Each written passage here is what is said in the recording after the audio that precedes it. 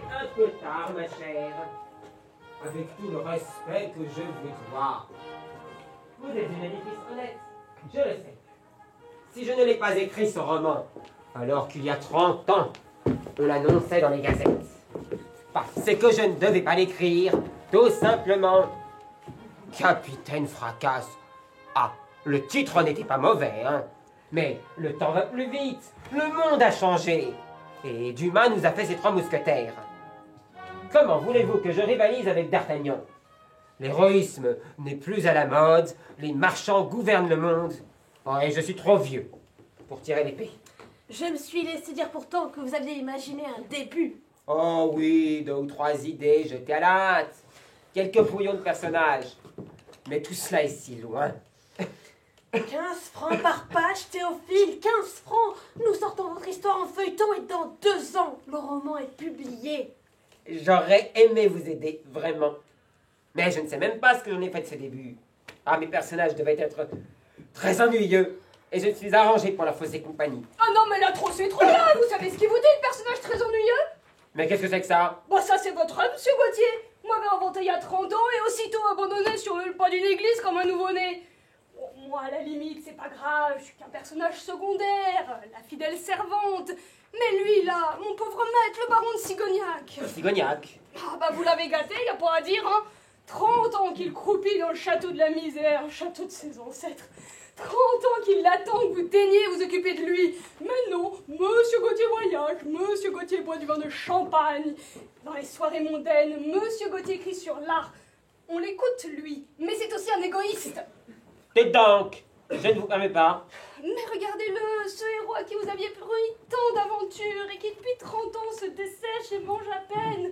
Ce château sera son tombeau si vous renoncez à écrire la suite de son histoire. 16 francs, Théophile, 16 francs. Je ne peux pas vous offrir plus, mais vous savez, personne n'est payé davantage sur la place de Paris. Vous disiez? Bon d'accord, j'irai jusqu'à 17. Oh, je vais être franc avec vous, Madeleine, parce que je vous aime bien.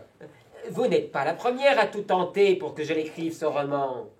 Alors, même Bulos s'est cassé les dents. Vous allez vous ruiner dans cette affaire-là. Le cap et d'épée n'est plus à la mode. Vous vous trompez, Théophile. La jeunesse a encore besoin de rêver. La jeunesse, hein, elle a surtout besoin de coups de pied au cul.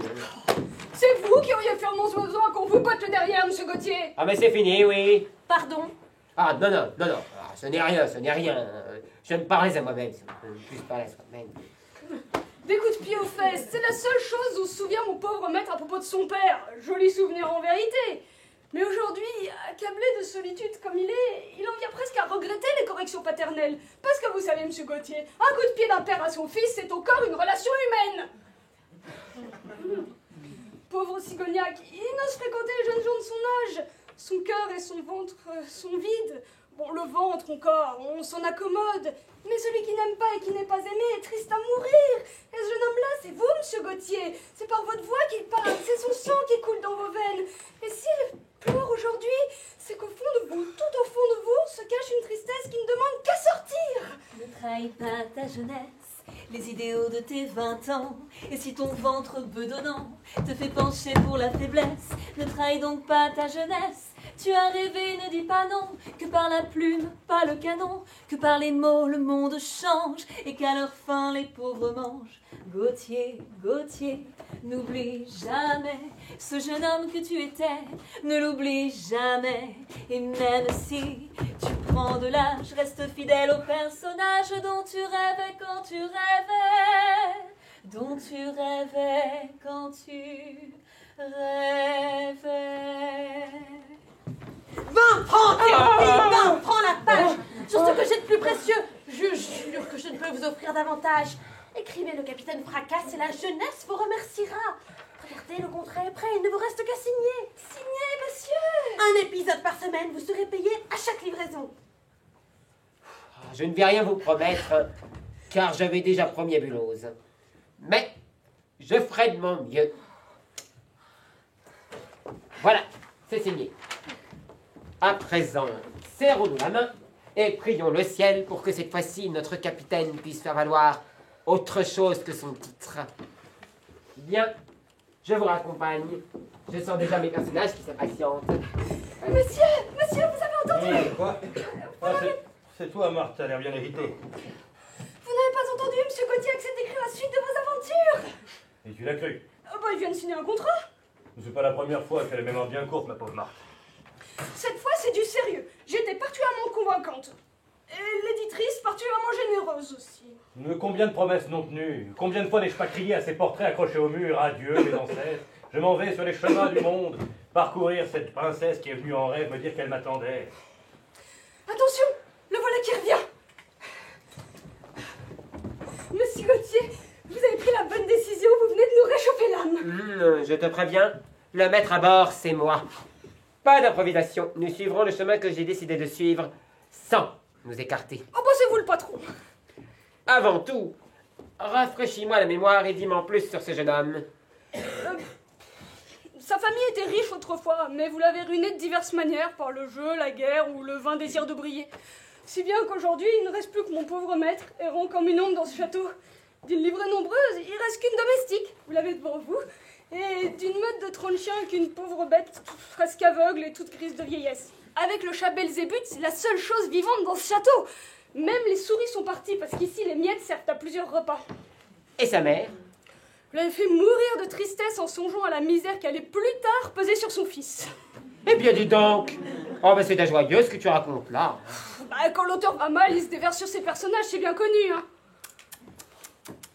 Je te tiens au bout de ma plume. Ne l'oublie pas. Où en étions-nous restés, alors? Bah, à la fin du premier chapitre, il fait nuit et dehors, l'orage gronde. Le vent pousse des soupirs d'orgue dans les couloirs et de larges gouttes de pluie teintent sur les vitres. Et... Ah bah oui, ça va, hein. Pas de littérature. Pas à l'essentiel. Bon, bah, soudain, 3 coups sont frappés à la porte du château. Monsieur Baron se fige et me regarde. Et? Bah, c'est tout! Ça fait 30 ans qu'on attend de savoir, 30 ans que nous demandons quel voyageur mal avisé bien pu heurter la porte de sinistres lieux. Oh, eh bien, nous allons arranger cela. Déjà, vous allez vite en besogne? Bah, je n'ai rien fait, rien pensé. Va voir qui c'est. Ne me regarde pas comme ça, Cigognac. La littérature n'est pas une science exacte. Peut-être avais-je besoin de temps pour te sortir de ce château. Peut-être étais-je moi-même enfermé. Mais nous allons nous rattraper. Les mauvaises années sont derrière nous. Tu as continué à t'entraîner, au moins. De m'entraîner? Au maniement de l'épée, je veux dire. Je te promets quelques beaux combats, mais il faudra être à la hauteur. Je n'ai jamais cessé de m'entraîner. Voulez-vous que nous nous mesurions, monsieur Oh, Gauthier? J'ai moins tiré mon épée que ma plume ces derniers temps. Je ne ferai pas un adversaire très redoutable. Ne soyez pas modeste, vos talents d'escrimeur étaient connus. C'était il y a longtemps. En garde, mon cher auteur. C'est ridicule. Je vais pas me battre avec mon personnage principal. Si par accident je venais à te tuer. Et vous m'avez immortalisé. On parle de moi depuis 30 ans sans me connaître. Tu n'es pas encore le capitaine Fracasse. Tu n'es que le pauvre Cigognac, esselé dans son château. Et comment sauriez-vous si je suis à la hauteur des aventures que vous souhaitez me faire vivre? Allons parer ceci. Bien, vous avez encore de beaux restes.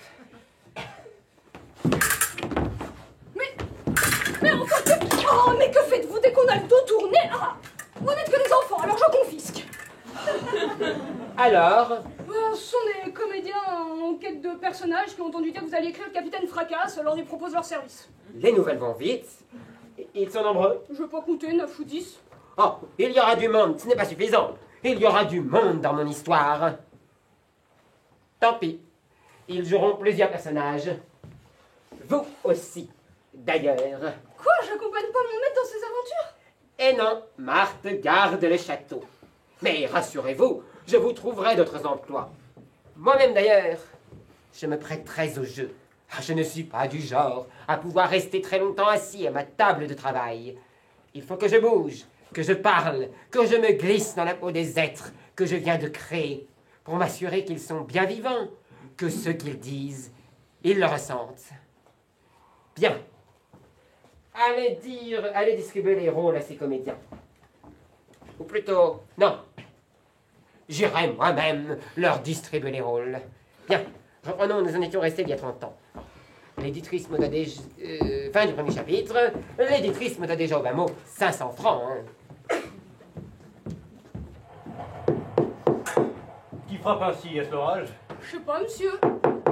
Il me semble reconnaître quelque chose de vaguement humain à la manière dont les coups sont portés. Eh bien, va ouvrir. Mais c'est son éditrice. Qui? Ces auteurs n'ont aucune imagination et se contentent d'emprunter à la nature les modèles qu'elle leur propose. Pardonnez-moi, noble seigneur, de venir vous frapper moi-même à la porte de votre forteresse, sans me faire précéder d'un page ou d'un insolent du corps, et cela à une heure avancée, mais Que voulez-vous? L'hospitalité pour moi et mes camarades, des princes et des princesses, des Léandres et des Toinettes, des docteurs et des capitaines qui se promènent, pauvres intermittents, sur le chariot de Thespis traîné par des bœufs à la manière antique. Lequel chariot est maintenant embourbé à quelques pas de votre château? Moi, je comprends rien à ce qu'elle raconte. Vous voulez dire que vous êtes des comédiens et que vous avez perdu votre chemin? On ne saurait mieux détricoter mes paroles. Je n'ai hélas pas grand-chose à vous offrir, hein. Ma demeure est, comme vous le voyez, assez délabrée, et mon garde-manger renferme à peine de quoi faire souper une souris. Mais vous y serez toujours un peu moins mal qu'au dehors par cette pluie battante. Un toit suffira, noble prince. Si au théâtre on nous sert des poulets de carton et des bouteilles de bois tournées, pour la vie ordinaire, je tiens toujours en réserve quelques poulardes, quelques jambons de Bayonne, et une dizaine de flacons de vin de Cahors et de Bordeaux. Mais à présent, laissez-moi vous présenter la troupe. Nous vivons en faisant semblant de vivre vos passions. Nous vivons Amoureux malheureux, coquettes et jaloux, nous passons notre vie à vous parler de vous. dans le fond d'un chariot, des costumes, une toile. Il devient un château la nuit sous les étoiles. Brave passant, si quelque chose vous manque, venez écouter les mots des saltimbanques. Nous vivons en faisant semblant de vivre vos passions. Nous vivons amoureux malheureux, coquettes et jaloux. Nous passons notre vie à vous parler de vous.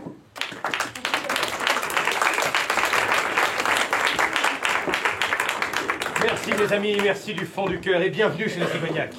Cette demeure est plus faite pour loger les fantômes que les êtres vivants, mais... Ne regrettez rien, monsieur. Ce gîte que vous dédaignez est magnifique à côté des granges ouvertes à tous les vents où nous sommes souvent obligés de dormir sur des bottes de paille.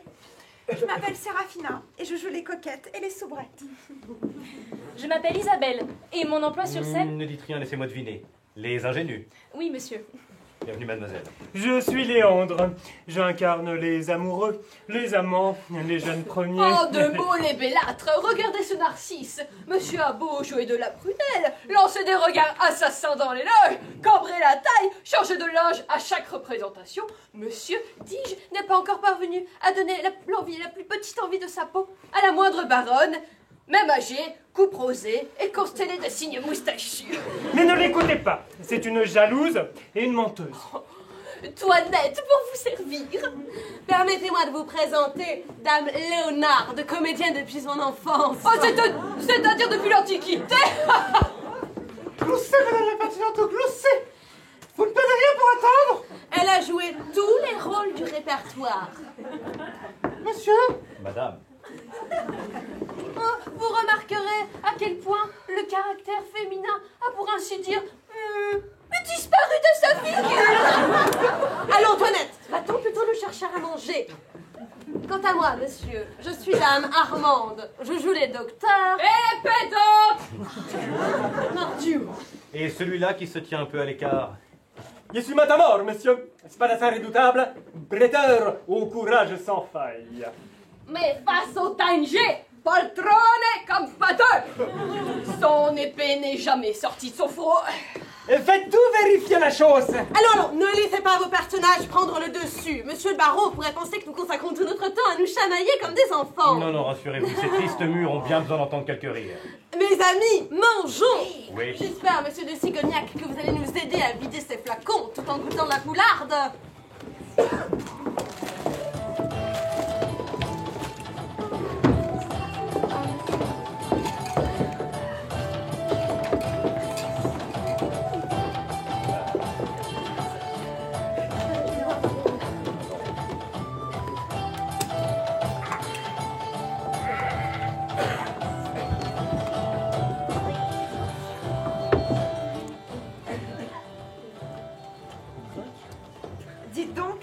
Il a de l'appétit, votre maître. On dirait qu'il n'a plus été nourri depuis le sang de sa mère. Vous croyez pas si bien dire. Il ne mange pas, Matamor? Son comique est dans sa maigreur et il le sait, le bougre. Avec 3 olives, notre gaillard tient moins une semaine. Et en amour, votre maître est-il toujours aussi vorace? Monsieur le baron vit seul. Quoi? Aucune femme? Jamais? Non, mademoiselle. Vous voulez dire que... Ce qui m'étonne, voyez-vous, c'est qu'un gentilhomme, comme vous paraissez l'être, laisse ainsi se consumer sa jeunesse au fond d'une telle solitude.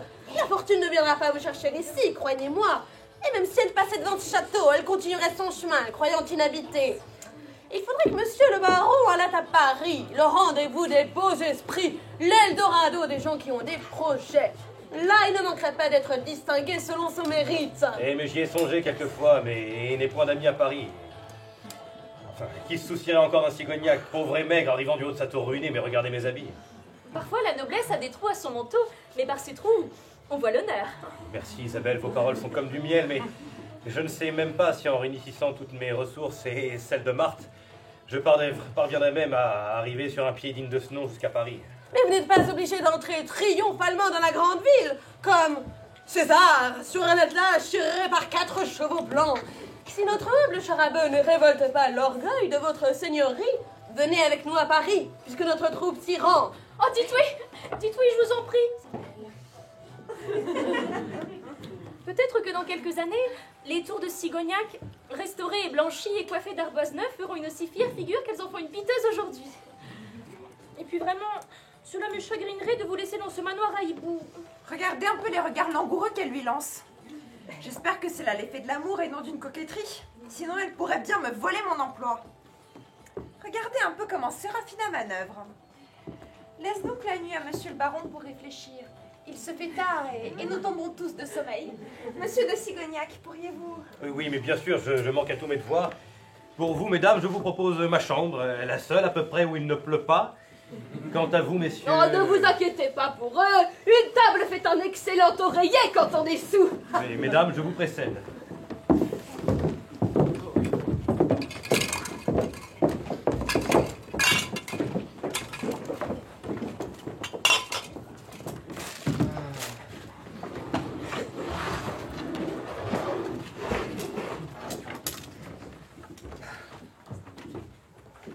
Eh bien, ma chère, n'est-ce pas là de la belle ouvrage? L'amour et l'aventure ouvrant leurs bras en même temps. Vous avez l'air inquiète. Bah, l'idée de pas accompagner mon maître... Ah bon Dieu, laissez-le se frotter aux épines de la vie. Comment voulez-vous que nous en fassions? Un homme, si vous êtes là à chaque instant pour veiller à ce que même son ombre ne rencontre pas d'obstacle. Ah, dès le chapitre suivant, je le mets à l'épreuve. Ce ne sont pas les mots qui font les gentilshommes, mais les actes. Bon, mais vous m'aviez promis d'autres rôles. Ça viendra. Tournez-vous un peu pour voir. Oui. Avec un peu de maquillage et une perruque, je pense que ça devra aller. Hein. Mais vous êtes sûr? Eh bien alors, cette décision, vous l'avez prise. Et j'avoue que tout cela est un peu soudain. Soudain, vous me reprochez tout à l'heure d'avoir attendu 30 ans pour vous sortir de ce château. Eh oui, mais... Ah, vous avez peur, c'est cela. C'est normal. Le moment du départ est toujours amer. Rassurez-vous, vous ne dérogez pas aux lois de la chevalerie en suivant une comédienne par amour. Je vous envie, Cigognac. J'ai aimé une femme autrefois.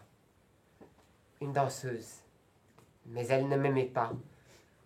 Pas assez. En d'autres temps, je me serais pendu. Et qu'avez-vous fait? J'ai épousé sa sœur. Oh, bonne nuit. Et où allez-vous? Écrire le 3e chapitre.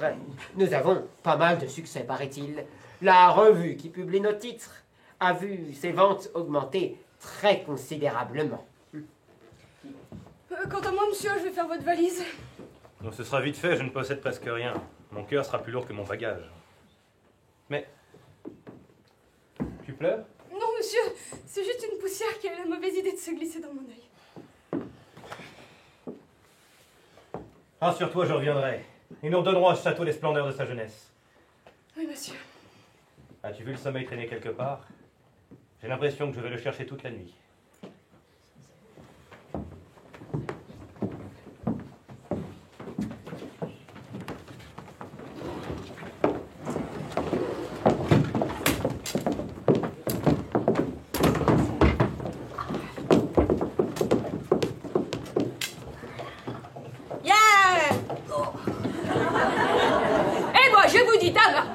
Qu'il est bien plus difficile de faire rire les honnêtes gens que de les effrayer avec des contes de nourrices. Les bouffonneries là, c'est faux grand tort aux auteurs qui en abusent. Seuls les tragiques atteignent le sublime. Les farceurs passent loin derrière. Et tiens, par le derrière. Voici toujours le Ne t'inquiète donc pas, Isabelle. Il a promis qu'il allait nous rejoindre. Une maison même délabrée ne se quitte pas facilement. On y a tous ses souvenirs. Mais fais-moi confiance. Les hommes amoureux, je les connais. C'est mon emploi. Que l'orage me foudroie s'il n'est pas là dans une heure. La bourse, la vie. Toute résistance est inutile. Au moindre signe de rébellion, ma troupe va vous arquebuser. Matamor, il est temps de sortir ce que tu as dans ton fourreau.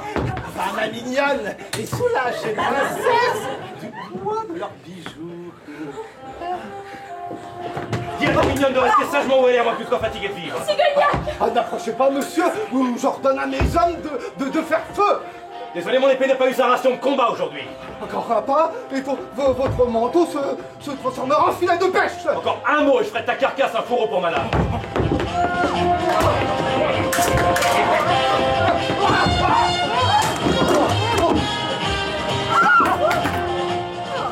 Ah ça! On dirait que les arquebus de ces messieurs ont fait long feu à cause de l'humidité de la nuit. En tout cas, ils ne sont pas bien braves. Ils laissent leur chef dans l'embarras. Pas étonnant. Regardez. Leurs complices ne sont que des hommes de paille, vêtus de guenilles, armés de ferraille. Excellent pour éloigner les oiseaux des cerises et des raisins. Oh, Matamor, affronter seul ces épouvantails. J'en tremble tellement c'est beau. Tu as fait peur à ces dames et tu mériterais d'être pendu. Mais ce sont de bonnes âmes, elles ne réclameront pas ta tête. Et puis, ma foi, ton stratagème était comique, hein? C'est un bon tour pour extorquer les pistoles au bourgeois poltron. Hélas, je n'ai plus le choix de notre carrière, et je suis plus à plaindre que vous ne le pensez. Il ne reste plus que moi de ma troupe. Le bourreau m'a pris mon premier, second et troisième rôle. Il faut que je joue tout seul la pièce de théâtre sur le grand chemin. C'est un sort plein de mélancolie. En plus de cela, il ne passe plus jamais personne. Sur ma route, elle est si mal famée et si dure aux chevaux et aux carrosses. Je n'ai pas les moyens de m'en payer une autre. Chaque chemin un peu fréquenté a déjà ses voleurs. Et tous ces feignants qui travaillent. Ils s'imaginent que tout est rose dans la vie de brigand. Mais il y a beaucoup de chardon. Hier encore, j'ai dîné en serrant ma ceinture d'un cran. Votre courage m'ôte le pain de la bouche. Mais, puisque je n'ai pu vous voler, au moins, mais faites-moi l'aumône. C'est juste, nous t'empêchons d'exercer ton industrie, nous te devons un dédommagement. Tiens, voilà 2 pistoles. Moi, c'est le collier de la jolie dame que je voudrais.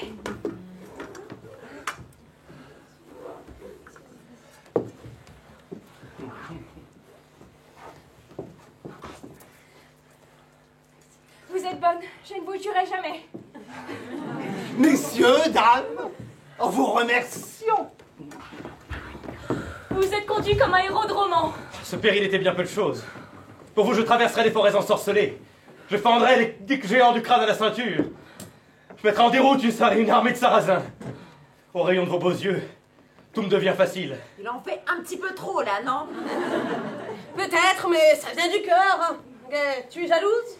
Pas du tout. De telles amourettes sont bonnes pour les ingénus, pas pour les premiers rôles. Allons, reprenons la route, on nous attend. Nous jouons ce soir. Ya!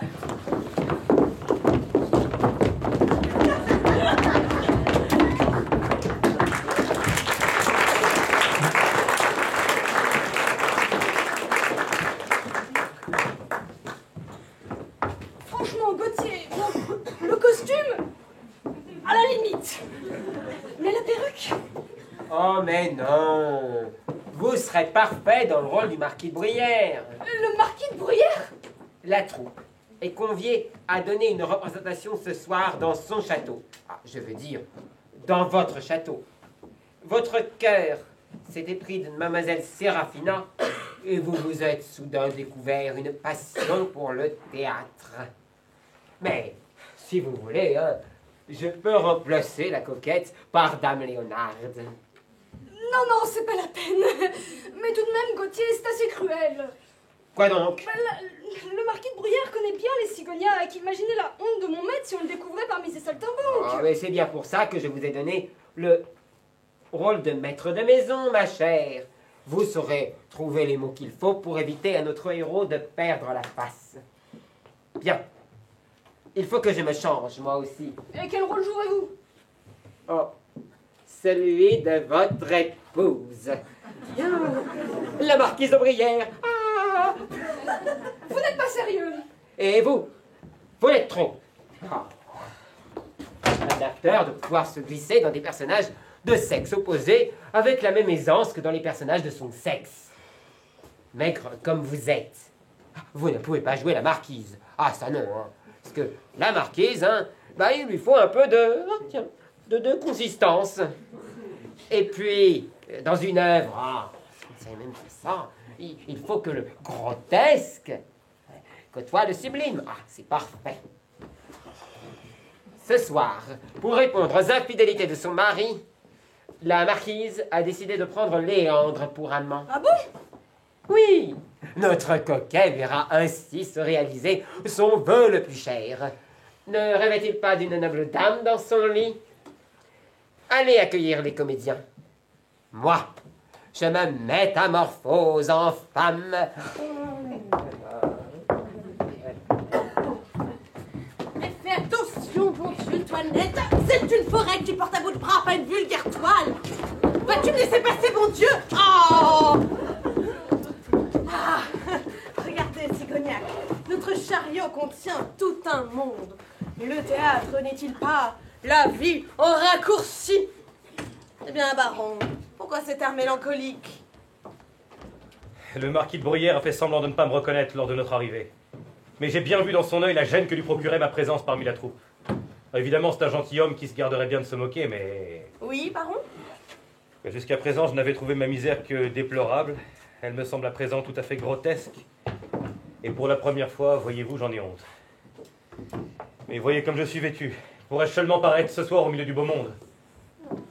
Il y a remède à tout, comme dirait le proverbe. Nous autres comédiens, à défaut de l'être, nous avons le paraître. Quand il nous plaît, grâce à notre garde-robe, nous prenons l'apparence de prince, de baron et de gentilhomme de fière allure. En ma qualité de costumière de la troupe, je sais faire d'un pauvre diable un riche seigneur, d'une coureuse une noble dame. Oh. Puisque vous avez voulu suivre notre sort vagabond, usez du moins de nos ressources. Quittez cette livrée de mélancolie et de misère qui cache vos avantages naturels. Oh. Toutes les dames raffoleront de vous. Et si, comme je l'espère, la fortune venait à vous sourire et que vous vous poussiez à la cour, je viendrai vous implorer alors de me donner pour retraite le gouvernement de votre garde-robe. Je prends note de la requête. Vous êtes, Dame Armande, le premier être humain qui m'ait demandé quelque chose.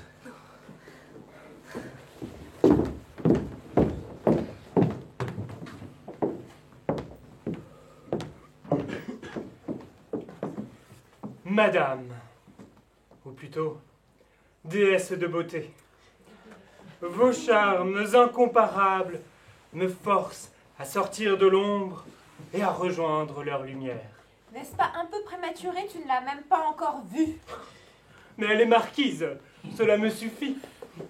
Je lui ferai porter ce mot, ce soir, avant la représentation, et cette nuit sera mon grand jour. Oui, je vous aime, madame, mais si c'est un crime, je ne m'en repens point. Attention, voilà le marquis, sauve-toi, grand fou. Occupe-toi de la femme, moi je m'occupe du mari.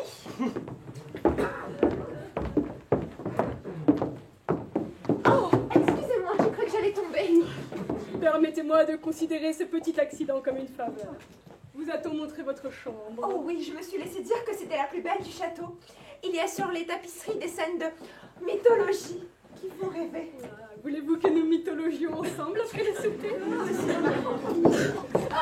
Armande, quelle pièce nous avez-vous choisi pour ce soir? Oh, j'avais pensé au sublime Pyrame de Théophile. Est-ce comique? C'est-à-dire l'enfer de Dante est au moins aussi drôle. Tais-toi, bouffonne! Sinon, nous avons aussi la Sylvie, la veuve, la bague de l'oubli et les rodomontades du capitaine Matamoros. Ah, bon titre! Séraphina y a-t-elle un beau rôle? C'est-à-dire le plus coquin du monde puisqu'elle y joue une soubrette. Eh bien, c'est parfait! Pourquoi chercher plus loin? Il me tarde déjà d'être à ce soir. Mes amis, Séraphina. Mon prince. Ben quoi? Je vous ai tiré d'un mauvais pas. Vous vous enfonciez dans le tragique.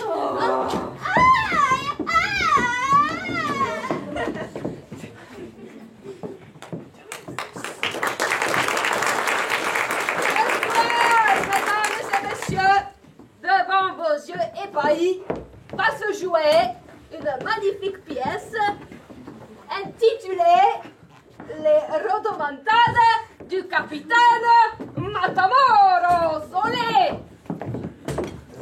Olé!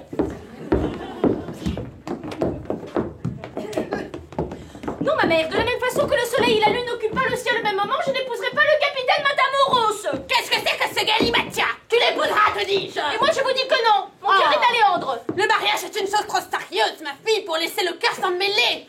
Mais qu'est-ce que vous attendez, Séraphina? Aidez votre maîtresse à retrouver ses esprits. Il faudra d'abord que je vous aide à retrouver les vôtres. S'il vous plaît tant, le capitaine Matamoros, épousez-le vous-même. Ça, je m'en vais t'imprimer la canne sur le dos. Madame, je vous salue. Léandre! C'est vous, monsieur, qui avez dérobé le cœur de ma fille?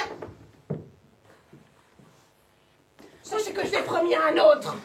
Je vous prie de me le rendre. Plutôt mourir au fond d'un couvent que d'épouser Matamor. Madame. Passez votre chemin. Et vous, ma fille, à la maison. Oh! Allez.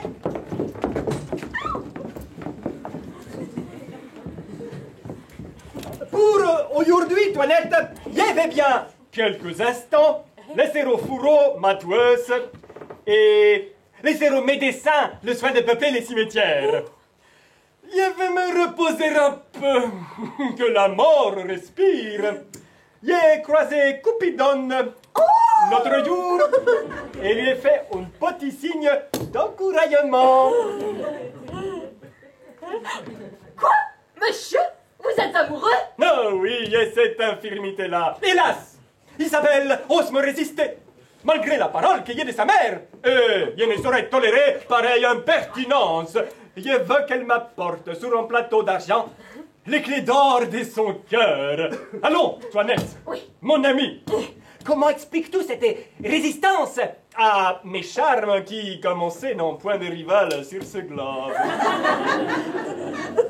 Je me l'explique fort naturellement. Un certain Léandre, moins beau que vous sans doute, est déjà dans le place. Votre valeur s'attaque à une forteresse déjà prise. Vous avez séduit la mère, certes, mais Léandre a séduit la fille. Ah, Léandre a tout dit? Si. Qu'a de Dieu! Ne répétez pas ces noms exécrés ou je m'en vais décrocher le soleil, éborgner la lune, faire à ma barbe la cour à la dame de mes pensées. Malotru, sacripant, sacré galopin. Où es-tu? Qui défende les nassaux, qui était perse, qui était transperce, qui était larde, qui était crible, qui était fondre, qui était piétine, qui était des entrailles. Parbleu, vous êtes dans un jour faste, monseigneur. Voici justement ce Léandre qui traverse la place. Vous allez bellement lui dire son fait, et ce sera un magnifique spectacle que la rencontre de deux si fiers courage car j'ai ouï dire parmi les maîtres d'armes de la ville que ce jeune homme avait la renommée d'être assez bon gladiateur. Ah bon? Oui. Voilà. Placez-vous bellement devant lui, comme ça, et barrez-lui le passage. Tu crois? Oui. Allez. Bon.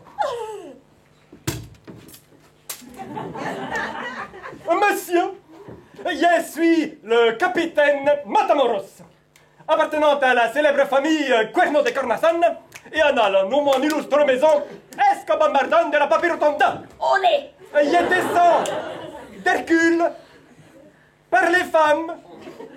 Mais descendez de la lune si cela vous amuse. Monsieur, il est encore temps.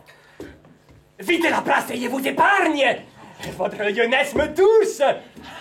Regardez-moi, je suis la terreur de l'univers, la providence des fossoyeurs.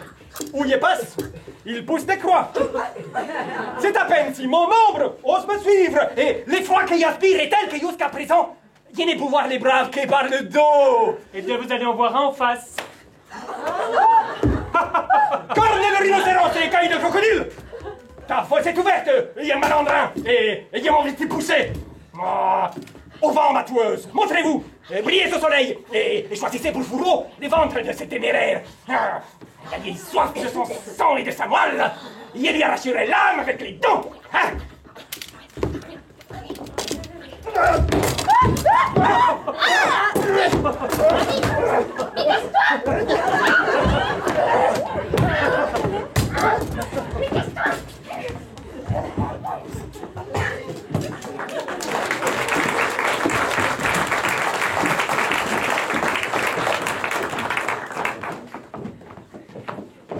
Mes amis, mes amis, venez voir ce billet.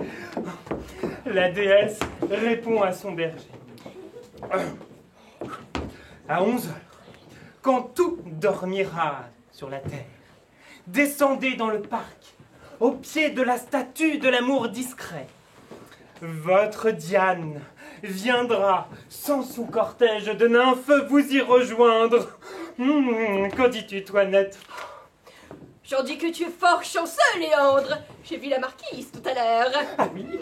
Oh, comment est-elle? Elle est faite pour toi, Léandre. Oh, merci, Toinette. Merci. Oh, mais je suis le plus heureux des hommes. Oh, bon, il faut que j'aille me préparer. Je suis beau, oui, je suis beau. Tu es cruelle, Toinette. Moi aussi, j'ai vu la marquise. Bah quoi? Il voulait tâter de la noblesse. Il en tâtera. Ce qu'il perd en beauté, il le regagne en poids. Ah, ça c'est sûr. C'est logique.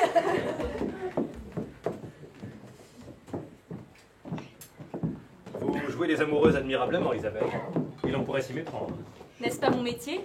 Oui, sans doute, mais vous aviez l'air si sincèrement éprise de ce Léandre qui ne sait rien faire d'autre que de montrer les dents. Fallait-il rester planté comme une souche avec une mine disgracieuse et revêche? Non, non, pardon, parfaite. Vous étiez, pardonnez-moi, vous étiez vraiment parfaite, mais dites-moi, vous qui avez toutes les façons de la noblesse, comment vous êtes-vous retrouvée ainsi attachée à cette troupe de comédiens errants? N'allez surtout pas croire que je suis une princesse infortunée, chassée de son royaume et réduite à gagner sa vie sur les planches. Je suis née dans ce chariot. Ma mère jouait les princesses tragiques. C'était une fort belle femme. Elle prenait ses rôles très au sérieux et décourageait tous les prétendants qui faisaient l'assaut de sa loge. Un soir pourtant, elle s'est défendue avec moins de vigueur. Un prince a frappé à sa porte et 9 mois plus tard, je frappais à mon tour à la porte du monde. Je le savais, un sang noble coule dans vos veines. La liaison dura plus longtemps qu'une simple intrigue de théâtre. Mais le prince, après avoir repoussé plusieurs mariages, a finalement cédé à sa famille. On a proposé de l'argent à ma mère. Une forte somme qui leur est mise à l'abri du besoin, mais elle a refusé. Elle ne voulait pas la bourse sans le cœur. Elle a donc continué son rôle de princesse tragique jusqu'à sa mort. J'avais 7 ans et je jouais déjà dans la troupe toutes sortes de petits rôles. Dame Armande m'a pris sous sa protection. Elle m'a appris les façons de dire et d'écouter, les poses, les gestes et tous les secrets de son art.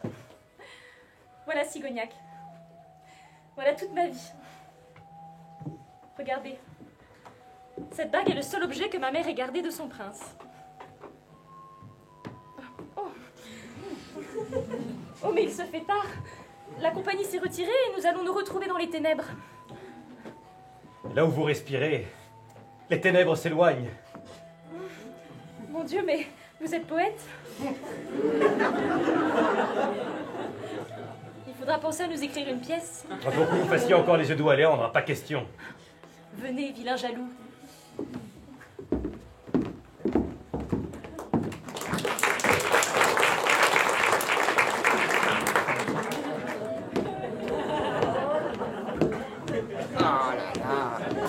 Miroir, miroir, suis-je toujours la plus belle?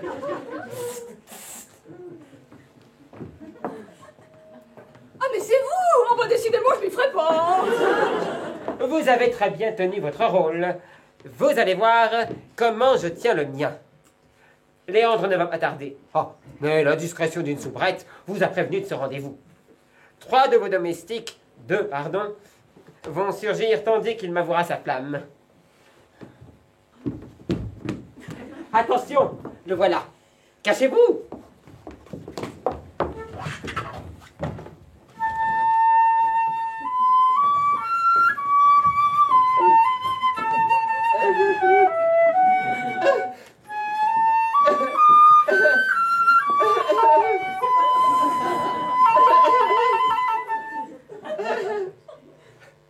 Est-ce vous, ma déesse?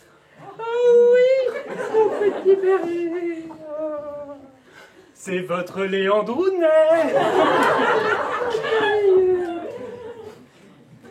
Puis-je quémander votre main pour mes lèvres à baiser?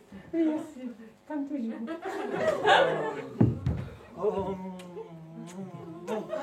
qu'elle est douce et potelée. Et surtout poilu! J'ai cru entendre une voix. Oh non, c'est mon cœur qui parlait. Approchez et permettez à la lune de dévoiler votre visage. Oh, tout ce que vous voudrez.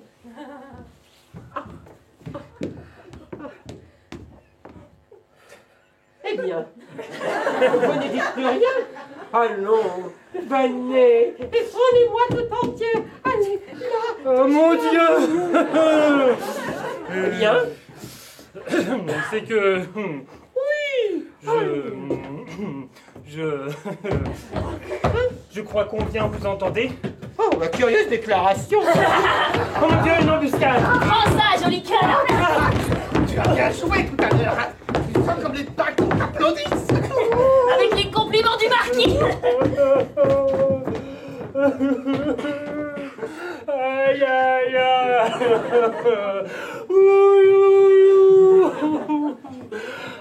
Voilà des applaudissements dont je me serais bien passé.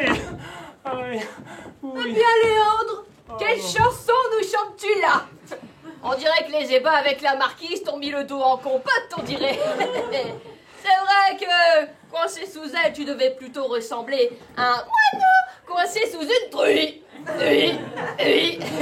Oui, bah tu peux te moquer, Toinette. Mais à l'heure où les bourgeoises ronflent à côté de leurs bourgeois, il n'y a que le vin pour te tenir compagnie.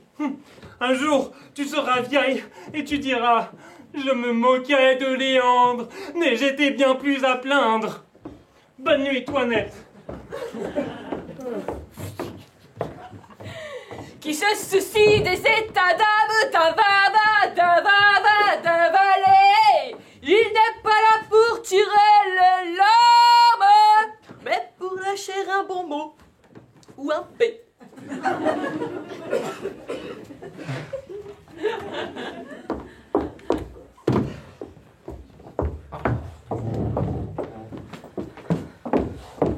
Mais que se passe-t-il? Vous pleurez? Oh, c'est que je viens de tuer l'un de mes personnages principaux. Qui? Léandre? Léandre, non, hein, malgré les railleries de Toinette. Et les coups de bâton, il survivra. Mais qui alors? Nous sommes en retard, Gauthier. Les machines de l'imprimerie sont prêtes à tourner. Encore quelques répliques, et le chapitre est à vous. Dites-moi, je voulais vous demander... Le personnage de Dame Armande, la pédante. Quoi? Le personnage de Dame Armande? Avez-vous pris quelqu'un pour modèle? Pourquoi cette question? À l'imprimerie, j'ai entendu chuchoter. Ah ça, on dirait trait pour trait cette idiote éditrice. Dame Armande n'est pas idiote. Tenez, j'ai fini. Combien de pages? 23. Oh, je vous dois donc... Bah, 460 francs. Exact. Alors, racontez-moi. 3 semaines se sont écoulées depuis la dernière représentation au château de Bruyères. Nos comédiens ont perdu ce qu'ils avaient gagné là-bas et sont pris dans une effroyable tempête de neige. En proie aux flagellations du vent glacial, le cheval avance à peine. À l'arrière du chariot, Sigognac, Toinette et Dame Armande poussent à la roue tandis que Léandre fait claquer le fouet pour exciter l'animal. Matamor est resté à l'arrière, car il est si léger que le vent l'empêche d'avancer. Il s'est rempli les poches de cailloux pour se rendre plus lourd, mais rien n'y fait. Il n'en peut plus. Il se laisse glisser contre un arbre et ses jambes sont vite recouvertes de neige. Où donc est Matamor? Je ne sais pas, je ne le vois plus. Est-ce que par hasard le vent l'aurait emporté dans la lune? Vous entendez? Cette pauvre bête, hurle comme pour un mort. Oh, Il doit être arrivé quelque chose. Il faut aller le chercher sans plus attendre. La lumière de la lanterne lui servira de guide. Matamor! Matamor! Regardez, mes amis! Oh mon Dieu! Oh, le pauvre John a quitté ce théâtre pour celui de l'autre monde. Adieu, Matamor. Ton nouveau rôle te laisse à l'abri des coups de pied et de bâton.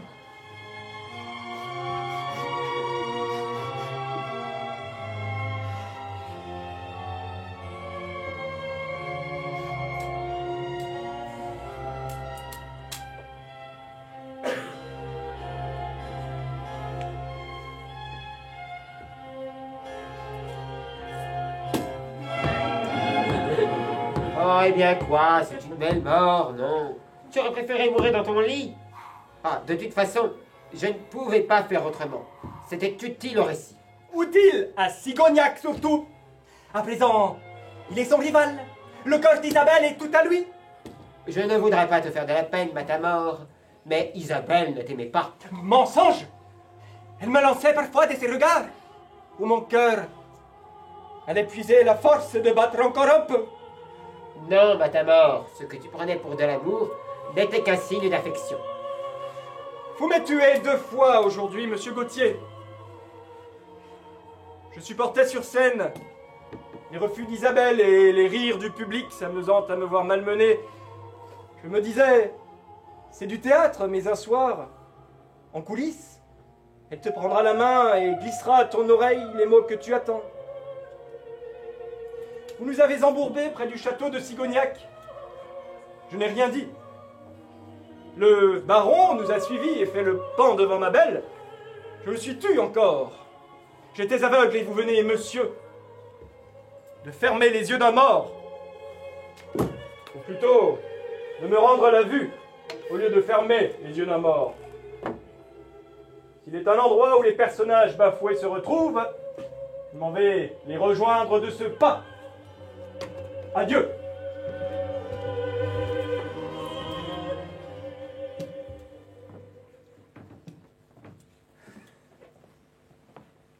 Je ne pense pas que j'aurai la force de continuer. Va, rejoins l'éditrice et dis-lui que je renonce. Quoi? Ah non, c'est pas possible, monsieur. Trop de gens comptent sur vous. Et puis pensez à vos lecteurs. Non, cette fois, il faut mener la grossesse à son terme. Et si j'accouche d'un monstre? Accouchez, accouchez. Le public qui est là jugera s'il est beau ou difforme. Le moral de la troupe est au plus bas, monsieur Gauthier. Signe avec le froid, mon Dieu. Mais il y a aussi la faim. En creusant la fosse de Matamor, nous avons creusé un trou en nous-mêmes bien plus profond. Les anciens étaient fort sages de faire suivre les funérailles par des cortèges de nourriture, et je vous invite à les imiter. Je ne parle pas pour moi, l'abstinence est une bien vieille compagne, mais je m'inquiète pour Isabelle. Elle fait semblant d'aller bien, mais elle n'est pas les fiévreuses. Si vous ne faites rien, monsieur Gauthier, c'est toute la troupe qui le rejoindra dans ce trou. Hé, regardez là-bas. Il y a un clocher. Merci, Gauthier. Ah! Poussons jusqu'à ce village, où nous prêtera bien quelques tables ou quelques granges. Toilette battra de la caisse devant la porte, en promettant un spectacle mirifique et extraordinaire aux villageois, avec cette facilité de payer leur place avec un poulet ou un quartier de jambon. Ensuite, nous gagnerons Poitiers, et puis Paris. Oh. Mais quel piège jouerons-nous? Les vieilles histoires sont des vieilles trucs rustiques pour ces rustiques n'entendant pas le beau langage, non. Ce qu'il faudrait, ce serait de bonnes farces truculentes, avec force bastonnade, coup de pied au cul, chute ridicule et bouffonnerie à l'italienne. Les rodomontades du capitaine Matamoros auraient parfaitement convenu. Or, c'est au vert désormais que notre pauvre compagnon débite ses tirades. Mes amis, j'aimerais dire quelque chose. Si je n'ai pas le talent de ce pauvre Matamor, j'en ai au moins la maigreur. Je prendrai donc son emploi et le remplacerai de mon mieux. Je suis votre compagnon et veux l'être tout à fait. Je plie donc ici mon titre de baron et le mets au fond de mon bagage comme un vêtement qui n'a plus d'utilité. Ce titre qu'on ne le donne plus. Je le laisse donc ici et prends pour nom de guerre le capitaine Fracasse. Bien parlé, je veux dire, capitaine Fracasse. Voici le masque des capitaines, des spadassins, des forts en gueule. Qu'ils retrouvent la vie en empruntant votre visage. Mes amis, le soleil était au plus bas, l'ombre triomphait de la lumière, mais nos travaux vont pouvoir reprendre. Accueillons comme il se doit par une chaleureuse batterie d'acclamations le capitaine Fracasse. Vive le capitaine Fracasse! Vive le capitaine Fracasse! Vive le capitaine Fracasse! Vive le capitaine Fracasse!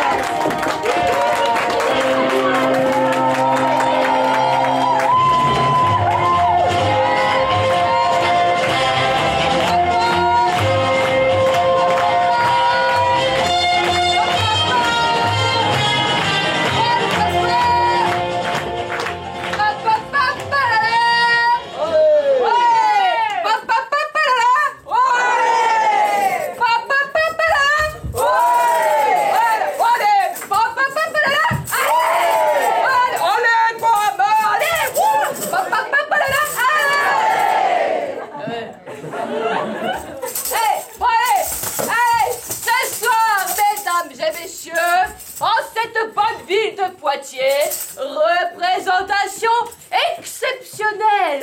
Ce soir, les illustres comédiens de la troupe déambulatoire dirigée par Damermond donnera pour une fois seulement, car ils sont attendus à Paris où la cour les désire, une pièce amusante et drôle intitulée Les rodomontades du capitaine Fracasse, avec costume neuf, jeu de scène inédit et blagues les plus divertissantes du monde. Papa, allez, allez, allez, on fait...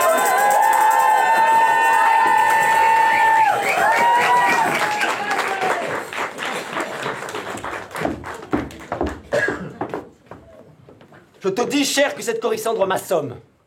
Je vais lui renvoyer son portrait aussi maussade que sa personne. Cependant, elle vous aime. Et dois-je la charité d'amour à toutes ces donzelles qui ont la fantaisie de s'éprendre de moi? Non, qui dit femme dit tracasserie. Je les hais de la coiffe aux souliers. Cette maudite Corissandre m'a dégoûté de son sexe à jamais. J'y renonce.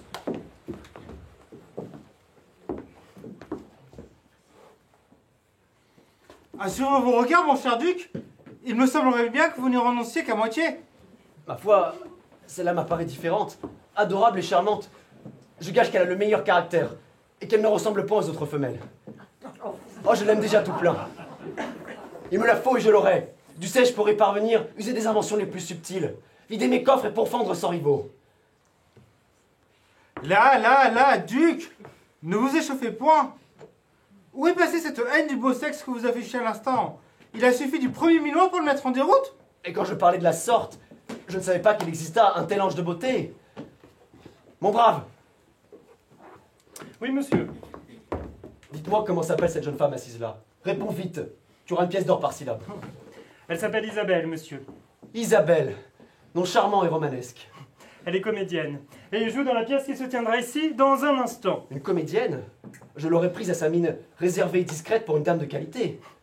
Elle joue le rôle d'ingénue au théâtre et le continue à la ville. Sa vertu n'a reçu aucune brèche. Ceci me plaît. Je ne hais rien tant chez une femme que les facilités trop ouvertes. Mais il faudrait plus d'un assaillant pour vaincre cette citadelle, car elle est gardée par la sentinelle vigilante d'un amour pudique. Elle a donc un amant? J'ai dit amour, et non pas amant. Une femme qui a un amant peut en avoir deux, mais une femme qui a un amour est impossible à vaincre. Impossible, c'est ce que nous verrons. Tiens, paie-toi. Mademoiselle, puis-je savoir quel personnage vous jouez dans la pièce? L'ingénu, monsieur. Jamais rôle n'aura été mieux rempli. Heureux les poètes qui confient leur vers à de telles lèvres. Oh, Sigognac, vous êtes super, mon ami. Et jamais capitaine d'une allure plus arrogante. Voici apparemment le faquin dont on la prétend amoureuse. Dépêchons-nous, dépêchons-nous. Permettez, mademoiselle, vous oubliez de mettre une assassine. Souffrez que je vous la pose. Elle relèvera la blancheur de votre poitrine et paraîtra tel un grain de beauté naturelle. Non. Mademoiselle Possémouche elle-même. Elle n'a besoin des services de personne. Morbleu! Nous commençons! Je te ferai rompre les os par mes laquais! Je ne reçois de volets que sur les planches, monsieur. Je ne réponds pas à un masque et ne me bats point avec un saltimbanque. Je vous montrerai mon visage, en temps et lieu opportun. Vous allez rater le spectacle. Oh, le misérable! Oser s'interposer entre moi et l'objet de mon désir! Va chercher Mirandole et la Briche. Dis-leur de s'armer de solides gourdins et d'attendre ce drôle à la sortie du théâtre. Qu'il l'assaille et le laisse sur le carreau. Sans le tuer, on pourrait croire que j'en ai peur.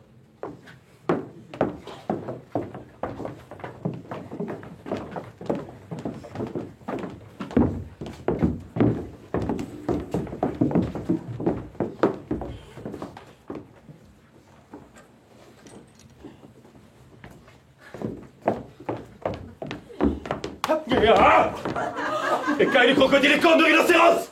Ta fosse est ouverte, malandrin, et je vais t'y pousser. Et allons, ma tueuse, au vent! Montrez-vous, brillez au soleil, et que votre fourreau prête pour le ventre de ce téméraire!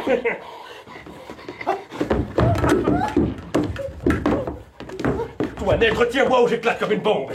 Et toi, l'âme perfide qui trahit ton maître au moment suprême, est-ce ainsi que tu me récompenses de t'avoir toujours abreuvé du sang des plus fiers capitaines?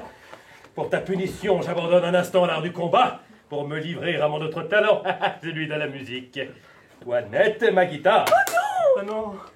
Ma guitare, petit. Ah. Oh, qu'elle est belle. Je vais lui chatouiller le ventre et lui miauler quelques couplets de mon cru. Ah. Mais vous êtes encore là à battre le pavé? Permettez que je prenne cet instrument et m'en serve contre vous comme d'une poêle à frire.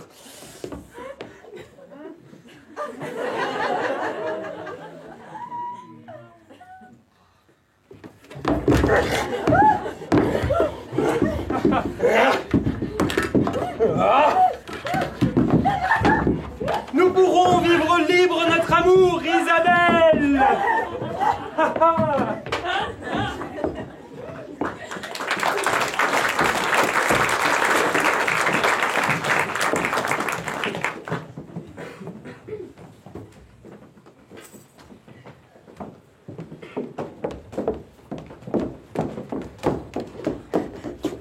Sais-tu ce que le marquis de Bruyère vient de me proposer? Un petit pavillon à Poitiers avec une rente.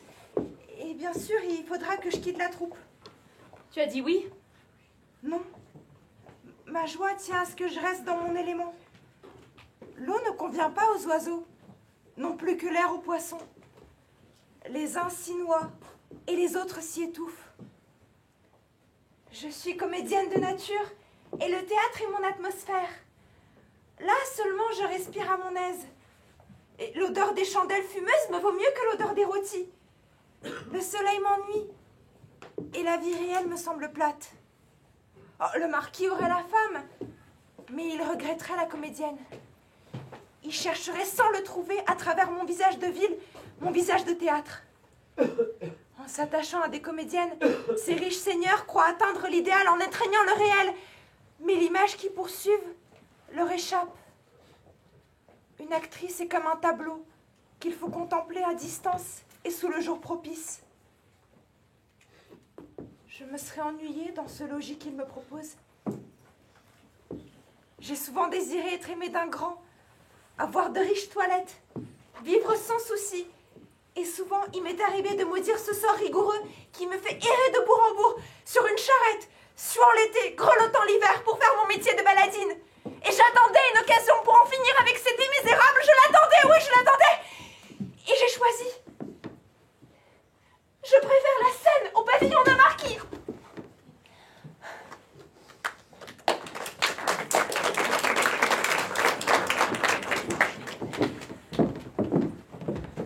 Vous avez joué d'une façon admirable.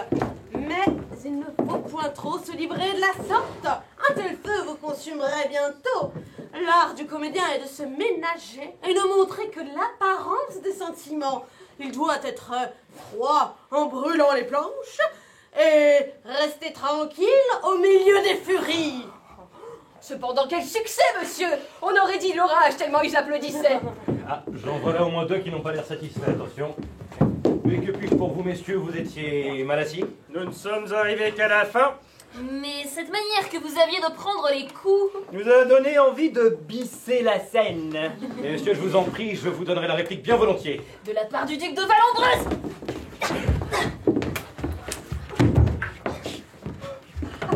Ah, voici une leçon de théâtre qui ne sont pas prêts d'oublier. Dis-moi, le marquis de Bruyères était bien dans la salle ce soir? Oui, Séraphina sait y faire avec ces messieurs de la noblesse. Bien. Tu vas aller trouver de ma part et lui demander d'être mon témoin. Un mariage? Non, un duel.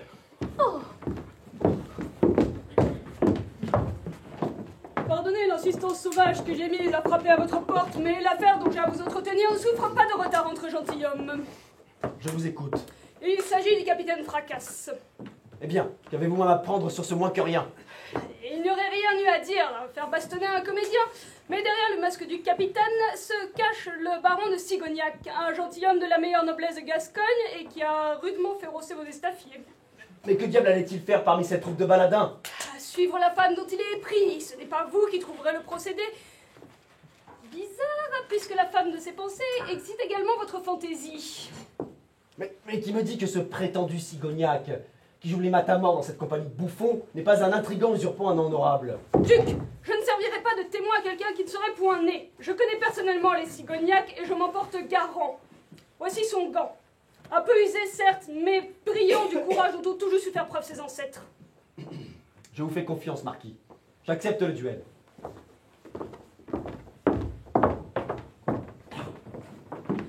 Jurez de ne pas vous battre pour moi. Jurez-le si vous m'aimez. Non, c'est un serment que je ne puis faire, Isabelle. Ce duc a osé vous manquer de respect et je le châtierai. Les hommes ne songent guère aux femmes quand leur orgueil est en jeu.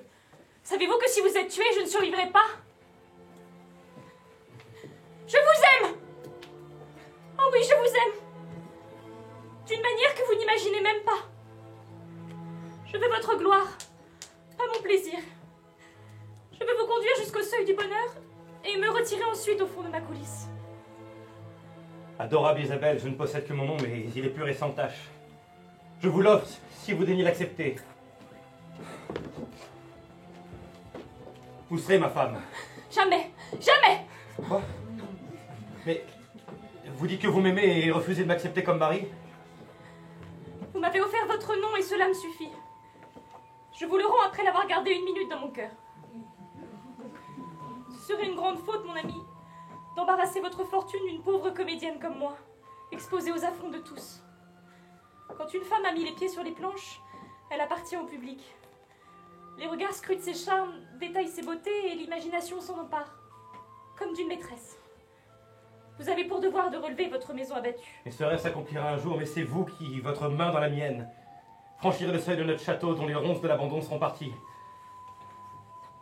Non, non, ce sera quelque belle, noble et riche héritière, digne de vous en tout point, que vous pourrez montrer avec orgueil à vos amis et dont nul ne dira avec un mauvais sourire « Je l'ai sifflé ou applaudi à tel endroit ».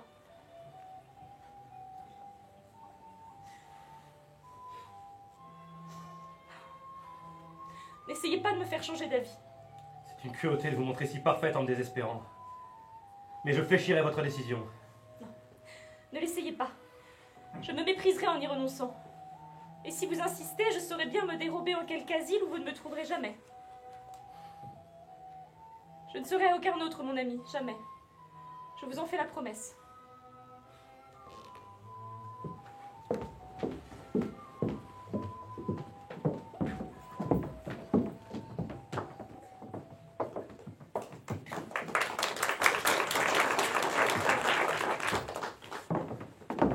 Allez, messieurs, et faites en jour de cœur. Recommandation inutile. Ils vont se battre comme des lions.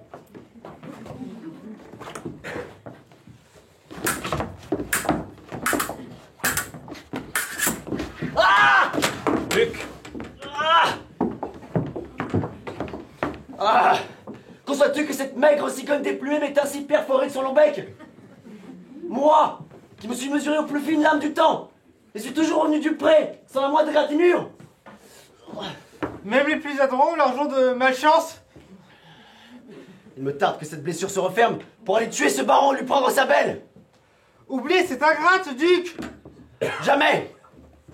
Il me faut des froideurs hautaines, des fiertés rebelles, des vertus imprenables. Ah, comme me paraît adorable cette charmante et daigneuse Isabelle.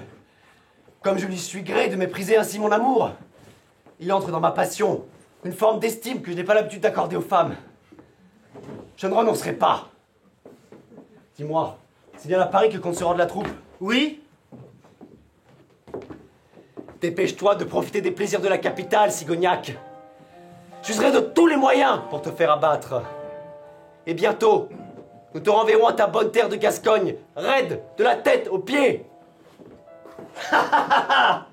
Si j'y un fanfaron aux allures de cigogne. À Paris, mon ami. À Paris.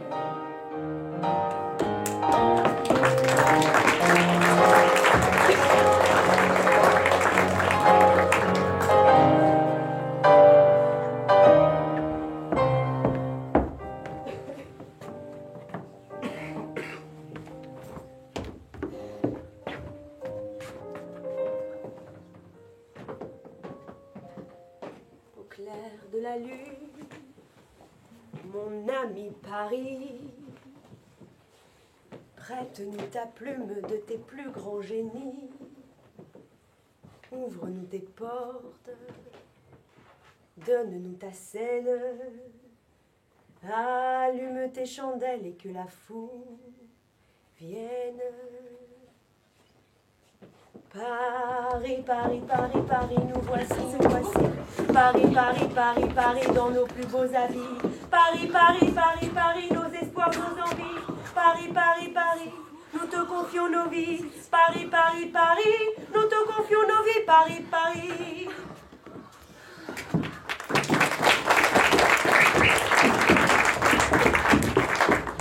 Et tous ces carrosses, grand Dieu, et tous ces gens, mais comment font-ils pour se loger? J'ai bien cru que nous n'arriverions jamais au pas de Pont-Neuf, nous avancions au pas de fourmis. Et ce clocheton là-bas? Ah, Saint-Germain-des-Prés, on y trouve des caves où les poètes taquinent la bouteille et perdent leur magot. À Paris. Tout est possible ici. Tous les bonheurs et toutes les peines. Paris vous prend et vous avale et parfois vous recrache comme le noyau d'une cerise amère. Eh bien, baron, qu'avez-vous? La fatigue? Ah, il est vrai que les rues de cette ville sont dures aux jambes. Je pense que nous n'aurions peut-être pas dû laisser Isabelle à l'hôtel. Ah, ne laissez pas ce duc gâcher votre plaisir. Si vous voulez mon avis, nous n'entendrons plus jamais parler de lui. Il aura trouvé consolation auprès de quelques belles. Sans doute, mais Isabelle qui boude encore à cause de ce duel. Mais elle vous aime. Oui, d'une étrange façon. Monsieur! Monsieur! Quoi? Isabelle est en danger? Non, monsieur! Oh, c'est Léandre. La marquise de Bruyères est à Paris. Et elle lui est tombée dessus, au sens propre comme au sens figuré. Et le lit de Léandre est cassé. Mais il n'est pas mort au moins. Non, quand je l'ai quitté, il respirait encore. Mais on devait être au moins 8 pour soulever la marquise de Monte-Grouste. Mon Dieu. Venez, rentrons à l'hôtel.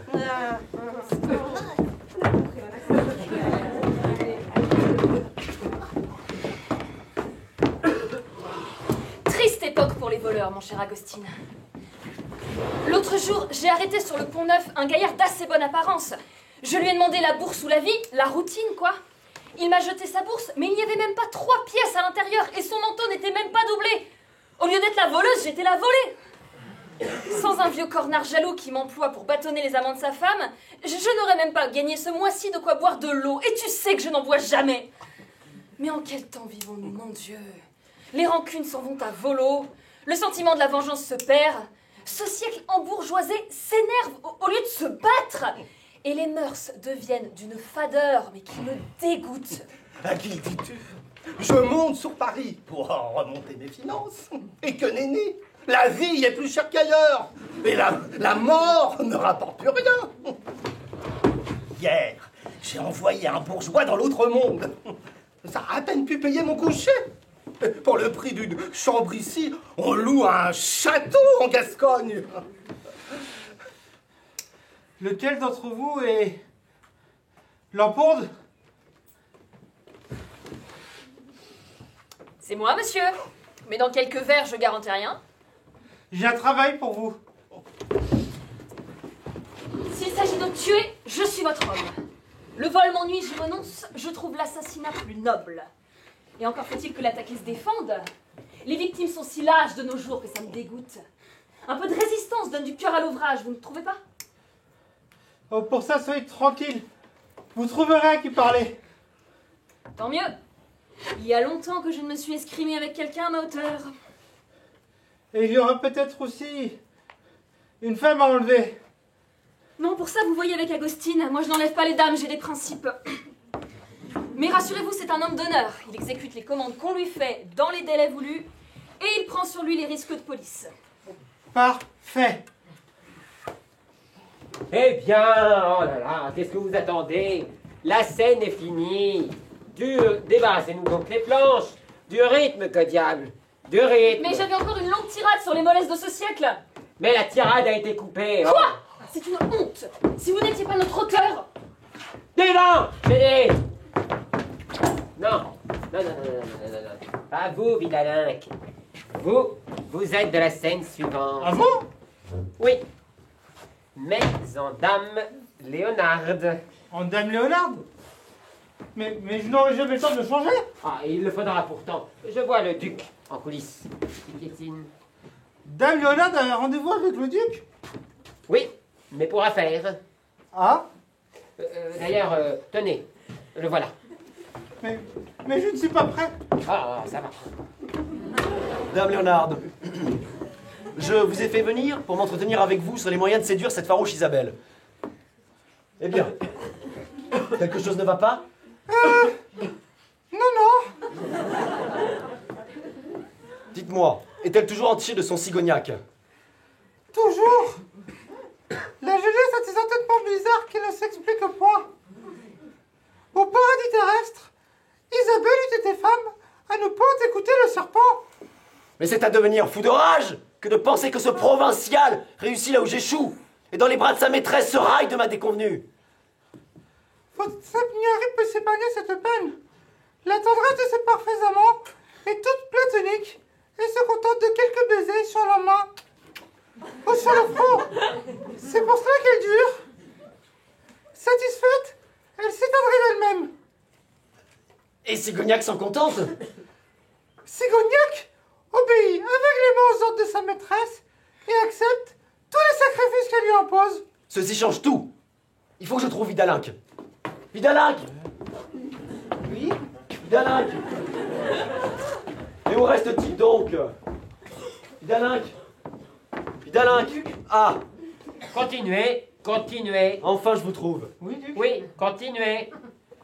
Je vais de ce pas faire une dernière tentative auprès d'Isabelle. Si j'échoue, nous nous en tiendrons à notre plan. Bien, monseigneur. Dame Léonarde! Dame Léonarde! Dame Léonarde! Dame Léonarde! Dame Léonarde! Oui, monseigneur. Ce soir, vous m'introduirez chez Isabelle. Vous savez que l'or ne me coûte rien. Bien, monseigneur. Voilà, c'est ça. Parfait. Allons-y, à présent, au théâtre.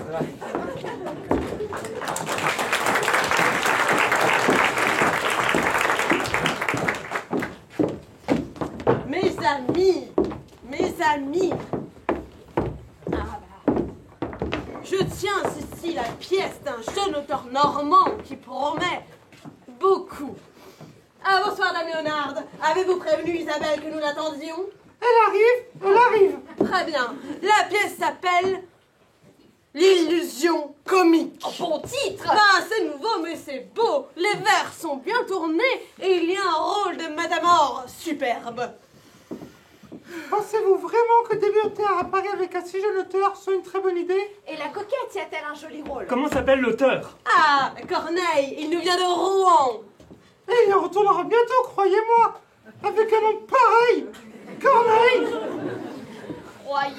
Croyez-moi, Dame Léonarde, pour un succès, il vaut mieux un jeune auteur qu'une actrice vieillarde. Absolument. Mais où reste Isabelle? Je vais la chercher.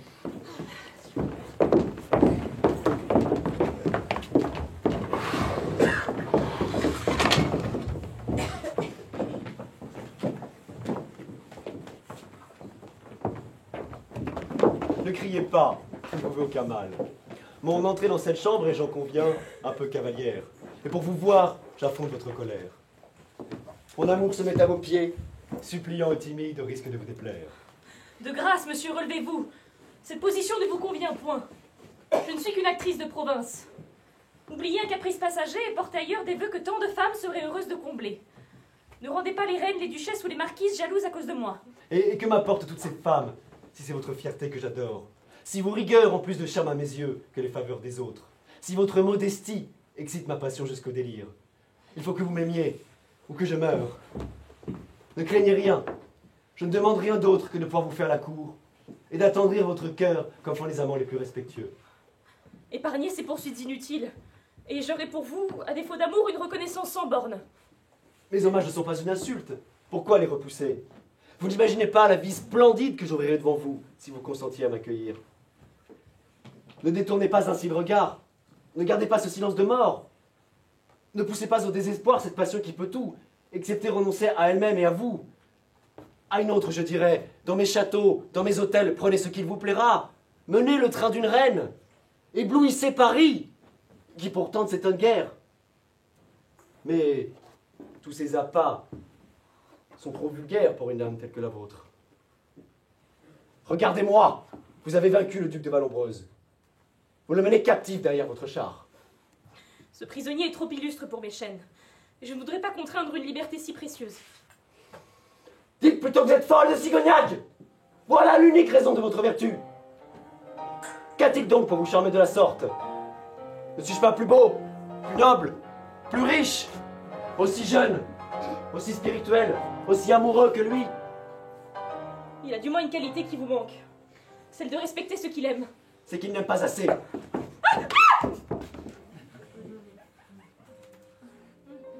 Au revoir, mademoiselle.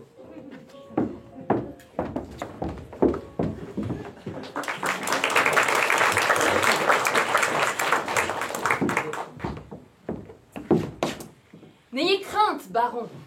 Je ne suis pas ici pour vous prendre votre bourse. Je vais simplement vous ôter la vie dans les règles de l'art. Mais je puis vous garantir que vous aurez affaire à une professionnelle. Je tue pour vivre, au risque de ma peau. J'exerce toujours seule, et je vous avertis que je vous attaque parce que j'ai horreur de la traîtrise et de la lâcheté. J'espère de tout mon cœur que vous allez me donner du fil à retordre. Madame, je vais faire de mon mieux. Jolie parade. Savez-vous, monsieur, que vous avez une méthode superbe? Tout à votre service. Magnifique. Serait-ce une indiscrétion de vous demander le nom de votre maître? Girolamo? Non. Pitfer? Non plus. Capelli, peut-être? Pas davantage. Je n'ai pour professeur qu'un vieux soldat qui appartenait à mon père. Tenez, parlez donc celle-ci. C'était sa botte favorite.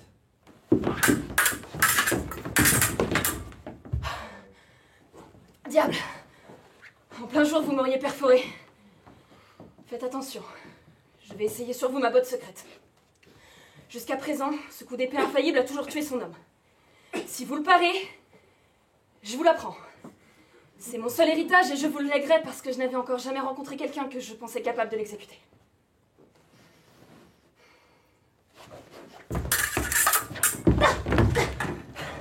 Si vous n'avez pas une partie de mon épée dans le ventre, vous êtes un grand homme, un héros, un dieu.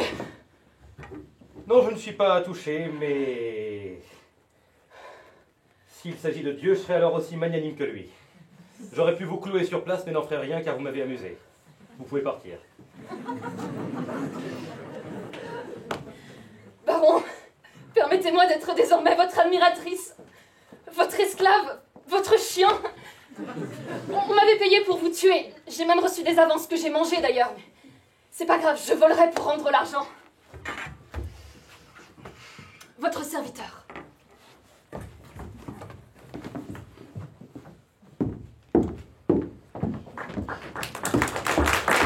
Cet homme est-il le diable?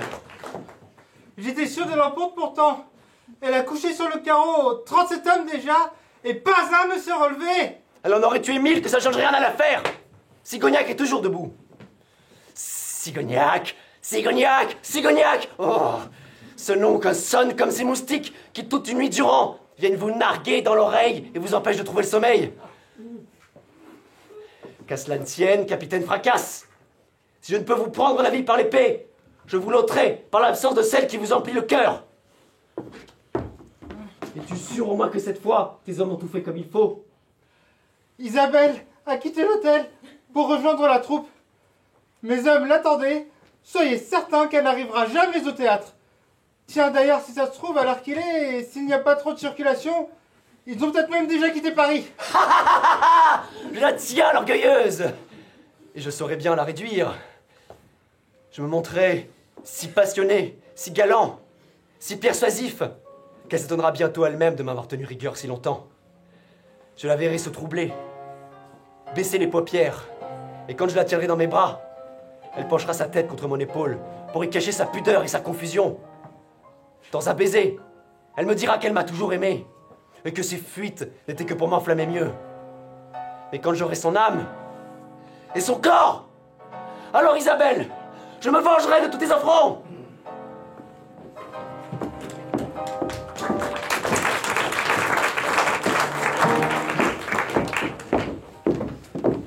Je crois que notre répétition prend l'eau. Mais où reste-t-il donc? Moi, c'est ma réputation qui a pris l'eau. Oh, je vous en prie, dame Armande, ne faites plus jouer les amoureux. Moi, je veux changer d'emploi. Alors, il n'y a que toi pour tenir ce rôle. Oui, bien tu dis ça pour continuer à pouvoir te payer ma tête, Toinette. Est-ce que je me plains, moi? Je joue encore une soubrette. Elle a de belles tirades, c'est vrai, mais le premier rôle me passe Ah, à l'idée. Sigognac, vous tombez en pleine foire aux états d'âme. Eh bien, qu'avez-vous? Vous avez l'air épuisé. On a enlevé Isabelle. Quoi? Je suis arrivé trop tard, 4 hommes l'ont jeté dans un carrosse. Oh, il y a du valombreuses là-dessous. J'ai bien peur que notre innocente abeille se prise en la toile d'une araignée monstrueuse. Non, je l'écraserai, la bête venimeuse. Oh, qu'il me tarde à nouveau de le retrouver au bout de mon épée. Cette fois, je ne l'épargnerai plus. Mais où allez-vous? J'ai le marquis de Bruyère, il connaît bien les valombreuses.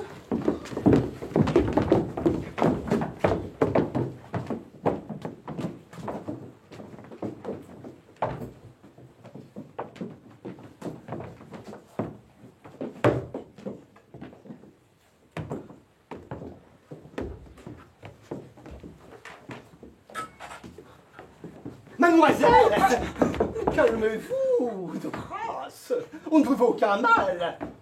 Peut-être même vous veut-on beaucoup de bien. Ne vous obstinez pas dans des révoltes inutiles. Nous aurons pour vous les meilleurs égards. Et une princesse captive ne serait pas mieux traitée. Où sommes-nous? Ah, je suis tenu par le secret, comme les médecins et les confesseurs. Souvent, pour peu de sûreté, nous ne connaissons pas celui qui nous fait agir. Elle ne nous connaît pas non plus. Bonne nuit, mademoiselle. Demain, vous aurez de la visite.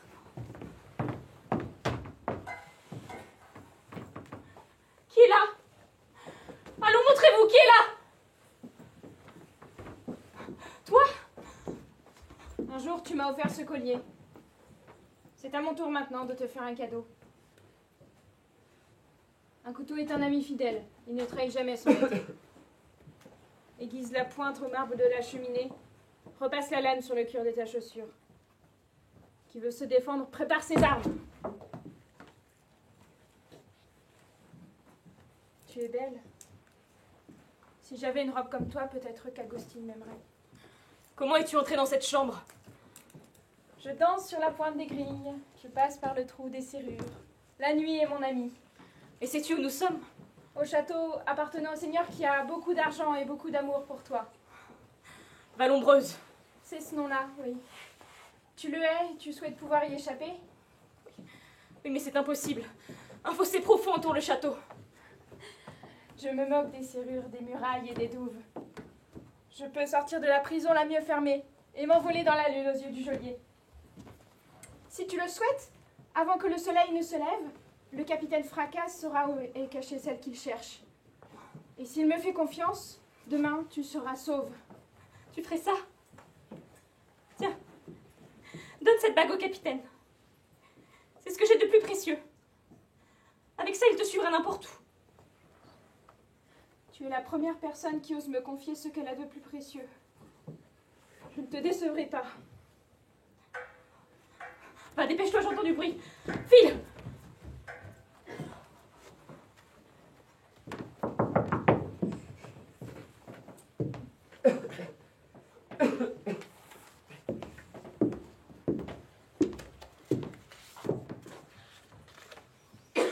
Chère Isabelle, je vous envoie ces fleurs, quoique je suis certain qu'elles seront mal accueillies.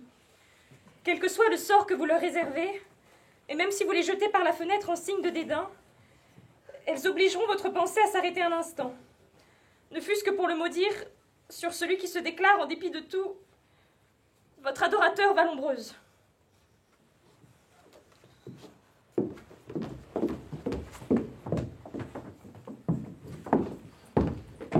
Les Vallombreuse possèdent plusieurs propriétés. Le père du jeune duc est un prince à la fortune considérable. Je le connais bien, c'est le meilleur des hommes. Mais vous n'avez à l'encontre de son fils que des soupçons. Après tout, les enlèvements sont fort nombreux à Paris, et les demandes de rançon encore plus. Je suis sûr que c'est lui. Sans doute avez-vous raison, mais c'est une accusation très grave. Séraphina, vous ici. Cette jeune dame a quelque chose à vous dire, Sigognac. Je te reconnais. Tu brigandais sur les chemins avec ce drôle. Tenez, votre dame m'a chargé de vous remettre ceci.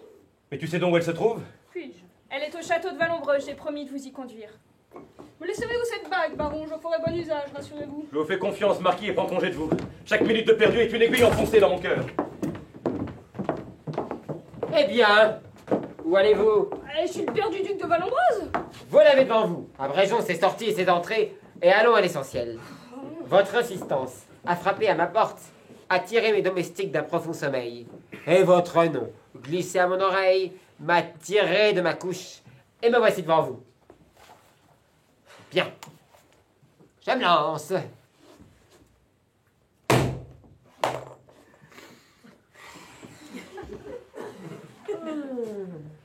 Eh bien, vous précédez le soleil à présent? J'espère que votre coq me pardonnera de lui avoir volé son emploi ce matin, mais l'affaire dont j'ai à vous entretenir est de la plus haute importance. Je vous écoute. Votre fils a fait enlever une comédienne dont il est fort épris, mais qui en aime un autre. Une comédienne, dites-vous? Je ne vous aurais pas importuné avec ces histoires si la jeune fille, actuellement séquestrée dans le château qui porte votre nom, n'avait réussi à faire passer cette bague. La reconnaissez-vous, prince? Elle porte ici les armes de votre famille. Oh mon Dieu, oui.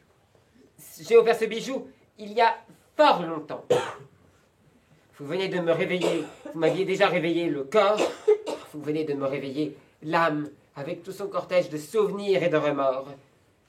Venez, nous devons sans tarder nous rendre à Vallombreuse. Hein? S'il vous plaît. Ah, si ce que je pressens est juste, hein. Mon fils s'apprête à commettre le plus monstrueux des crimes. Allons-y.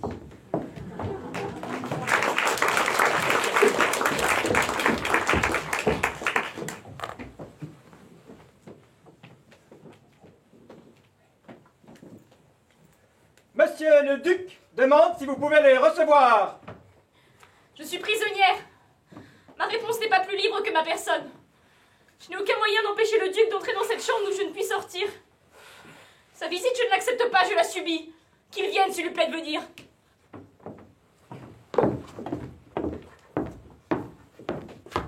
Voilà ce que c'est que de pousser les gens à bout par une vertu trop farouche.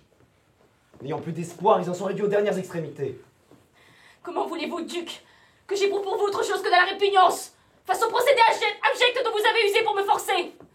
Tout un peuple noble et fier se révolte quand on l'a contraint. L'amour ne se commande ni ne s'impose. Voilà donc tout ce que je puis attendre de vous. De la répugnance. Vous auriez un moyen de reconquérir mon estime et de gagner mon amitié. Rendez-moi noblement la liberté que vous m'avez prise. Faites-moi reconduire par un carrosse à mes compagnons inquiets qui ne savent pas ce que je suis devenue.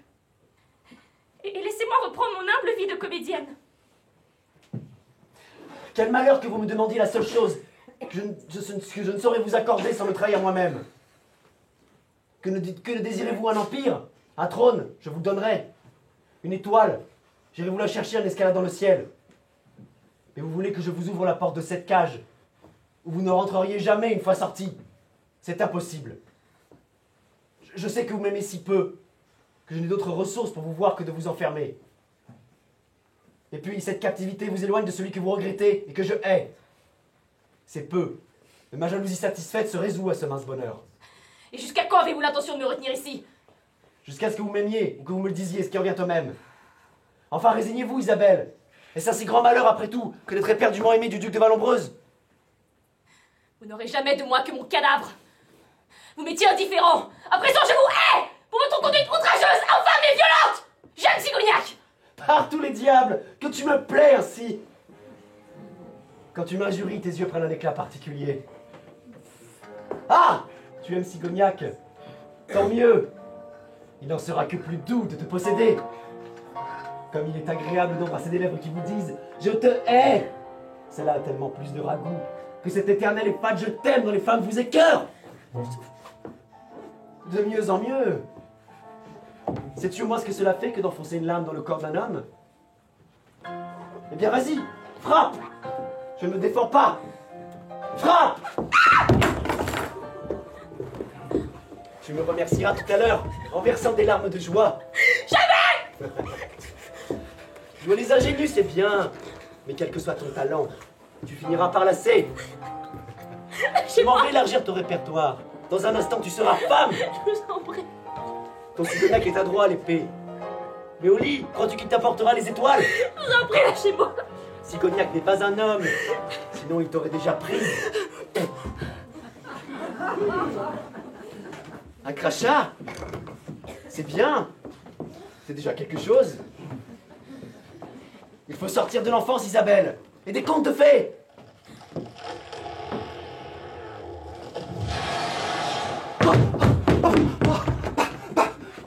Pardonnez-moi, monseigneur, mais un arbre vient d'entrer dans le château.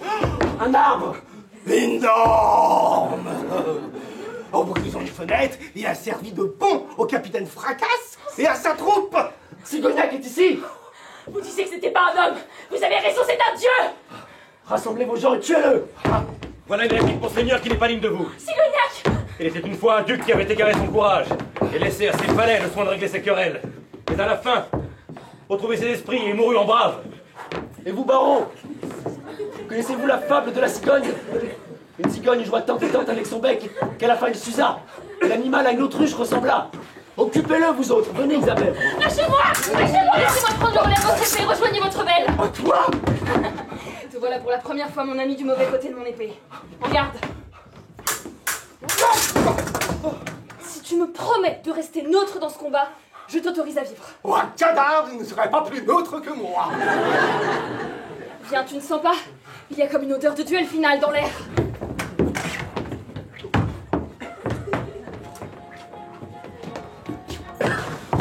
Où est Isabelle? Elle se languit dans ma chambre. Dépêchons-nous. J'ai hâte d'aller la rejoindre. C'est la mort qui t'attend, pas Isabelle.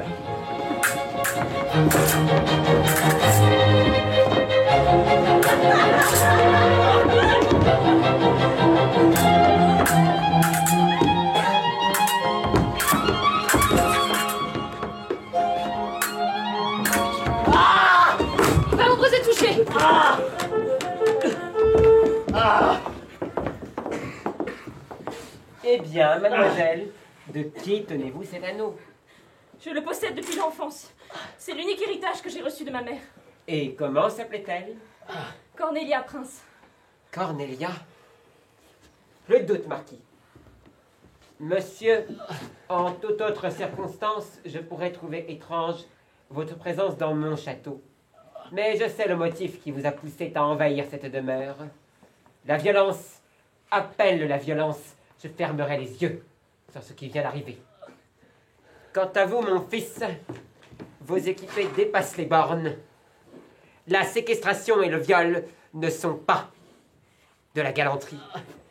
Et si je peux pardonner les égarements d'une jeunesse licencieuse, jamais je n'excuserai le crime froidement médité. Savez-vous que cette jeune fille, cette Isabelle que vous avez enlevée en dépit de sa vertueuse résistance, est votre sœur? Puisse-t-elle remplacer le fils que vous allez perdre? Mais je ne suis pas aussi coupable que vous le pensez. Isabelle est pure, je l'atteste. Et un mort n'a pas l'habitude de mentir. Mon Dieu! Transportez-le dans sa chambre et qu'on appelle un médecin. Une fortune à qui sauvera mon fils. Et que tout le monde s'en aille. Non, pas vous, mademoiselle. Votre place est désormais à mes côtés. C'est bien le moins que vous me rendiez une fille. puisque vous m'ôtez un fils. Vous pouvez vous en aller avec vos compagnons. Isabelle n'a rien à redouter près de son père. En tuant mon fils, vous avez agi en vrai gentilhomme. C'était votre droit. L'honneur de ma fille sauvée rachète la mort de son frère. C'est ce que la raison me dit. Mais mon cœur murmure toute autre chose, et d'injustes idées de vengeance pourraient me prendre. Disparaissez. Je ne ferai aucune poursuite. Monseigneur, je ne voudrais rien dire qui puisse à vos yeux accuser votre fils, mais sachez qu'il s'est de lui-même jeté en travers de ma route et que j'ai tout fait pour tenter de l'épargner. Je laisse entre vos mains Isabelle, navrée de cette triste victoire puisqu'elle cause ma défaite. Monseigneur.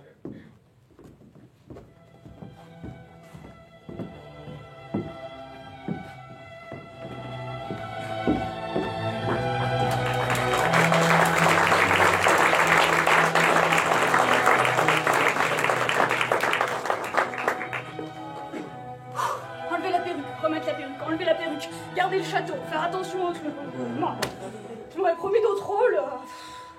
Il y a des trucs partout en plus. Qu'est-ce que c'est là, ça? Ils laissent leur chapeau.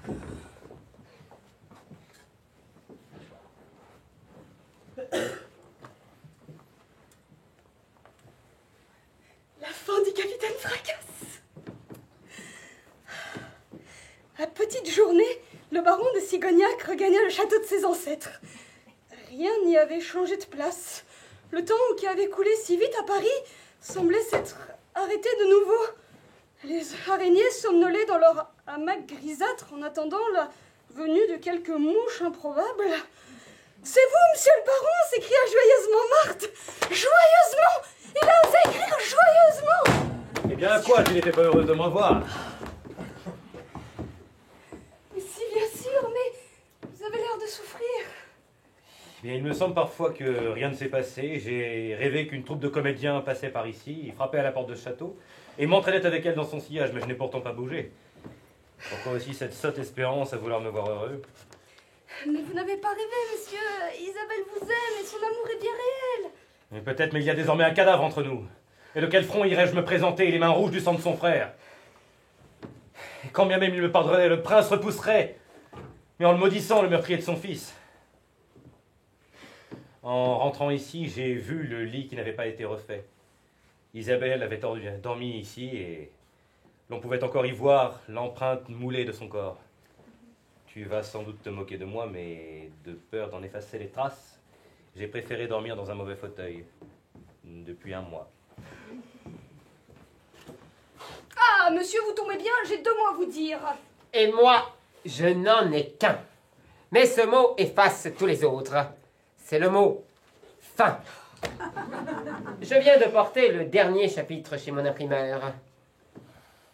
Eh bien, quoi? J'ai respecté les délais, non? Oh, de quoi encore avez-vous à vous plaindre? Bah, je vous retourne la question, monsieur.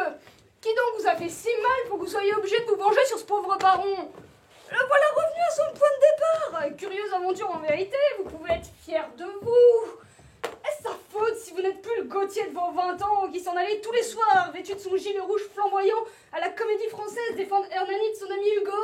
Est-ce sa faute si vous avez pris du poids et de l'âge et que vous avez renié vos rêves de jeunesse? Ou bien est-ce votre façon de vous moquer de vous-même que de forcer le pauvre baron à revivre dans ses souvenirs? À moins que vous n'ayez peur que l'on se moque de vous, puisqu'il est de bon ton d'être cynique. Une fin heureuse, vous n'y pensez pas? À quoi bon avoir accepté cette commande si vous saviez dès le début que vous n'étiez pas sincère? Ah, c'est mon honnêteté, au contraire, qui me poussait vers cette fin. Je te remercie de me rappeler que je n'ai plus 20 ans. J'en ai 52. Dois-je renier ce que je suis pour te plaire? Je ne crois plus en l'amour. C'est triste, mais c'est ainsi. Sigognac devrait me remercier d'ailleurs. Après tout, je lui épargne les tracas du quotidien. Il ne gardera de sa belle qu'une image courtoise. Et monsieur le baron mourra le dernier de son sang. L'époque des Sigognac n'existe plus, mon ami. Je lui épargne cela aussi. Je ne peux pas mentir à la jeunesse qui me lira. C'est au-dessus de mes forces. Et vous ne dites rien, baron? Je vais pas le supplier, cet homme. La fierté est tout ce qu'il me reste. Messieurs, vous êtes deux orgueilleux. Enfin, reprenez-vous, faites quelque chose. Vous êtes la Gauthier. Tant mieux. Sortez-vous de la scène. Vous êtes trempés. J'avais peur de vous manquer. Oh, qu'avez-vous de si important à me dire? C'est délicat. Ah, je vois venir la chose, hein. Vous non plus, vous n'aimez pas la fin. C'est-à-dire... Je n'en changerai pas une ligne. Même ma femme a essayé de me corrompre. Les lecteurs seront déçus, terriblement déçus.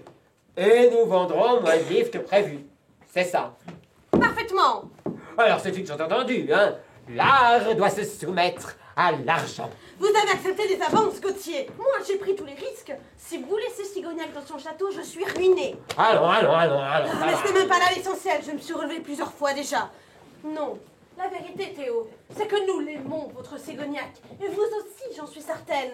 Comme un père aime son fils. Un père ne rêve-t-il pas le meilleur pour ses enfants? Chaque semaine, des milliers de lecteurs ont pleuré en vous lisant. Ils pleuraient, ils s'aimaient, ils riaient avec vous. Vous ne pouvez pas les trahir. Vous ne pouvez pas laisser votre héros se dessécher comme une plante privée d'eau. Je vous en prie, Gauthier, ne nous faites pas ça. Reprenez vos derniers chapitres.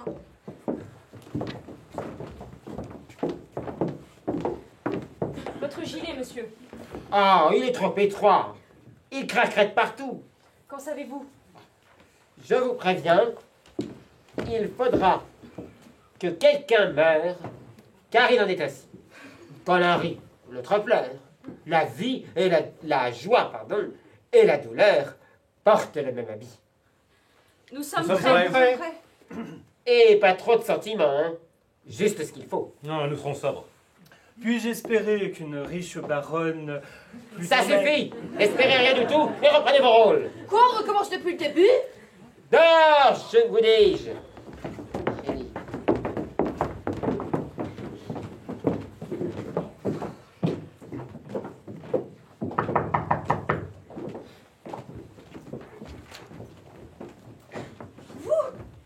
Monsieur, quelqu'un demande à vous parler. Quelqu'un, Purée, tu te trompes. Il n'y a personne au monde qui voudrait me parler.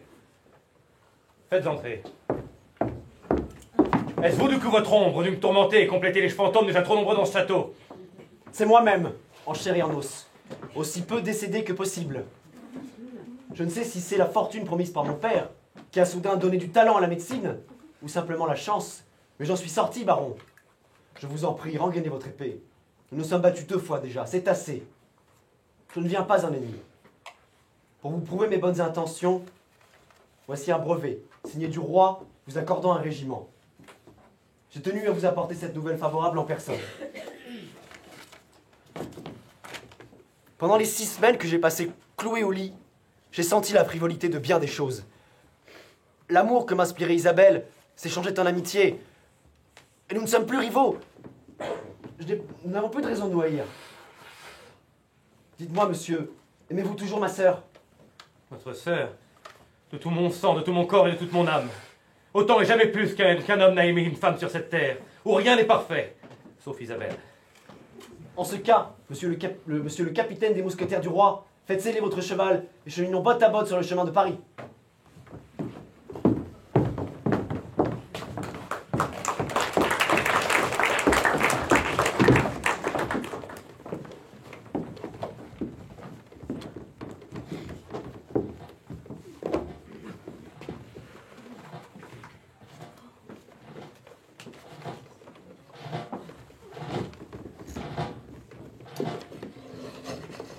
Dame Armande.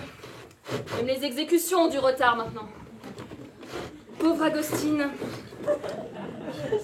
Ce sont toujours les pires qui partent les premiers. Il n'avait pas son pareil pour Oxyre le bourgeois. Mais c'est vulgaire aussi, le supplice de la roue. Il mérite mieux quand même. Un bon écartèlement à 4 chevaux, c'est ça qu'il aurait fallu. Quelque chose d'ingénieusement tortionnaire, de férocement douloureux. Mais tout va à volo dans ce monde décadent. Même son arrestation n'a rien eu d'héroïque. Certaines mauvaises langues disent même qu'elle était sobre, vous vous rendez compte? N'est-ce pas là la petite qui le suivait comme son ombre? Si. Elle donnerait sa vie pour lui tellement elle l'aime. Ça m'aurait plu à moi d'être adorée de cette manière. Bon, Agostine se comporte bien, il n'a pas l'air trop défait. Si mon expérience ne me trompe pas, il fera une fin correcte, sans geindre et sans se débattre. Ne reste pas la petite! Je t'aime. Oh! Et rattrapez-la! Rattrapez-la! Voilà, Dame Armande, quelque chose qui me réconcilie un peu avec ce siècle. La beauté n'est pas morte, et on peut encore espérer mourir avec panache.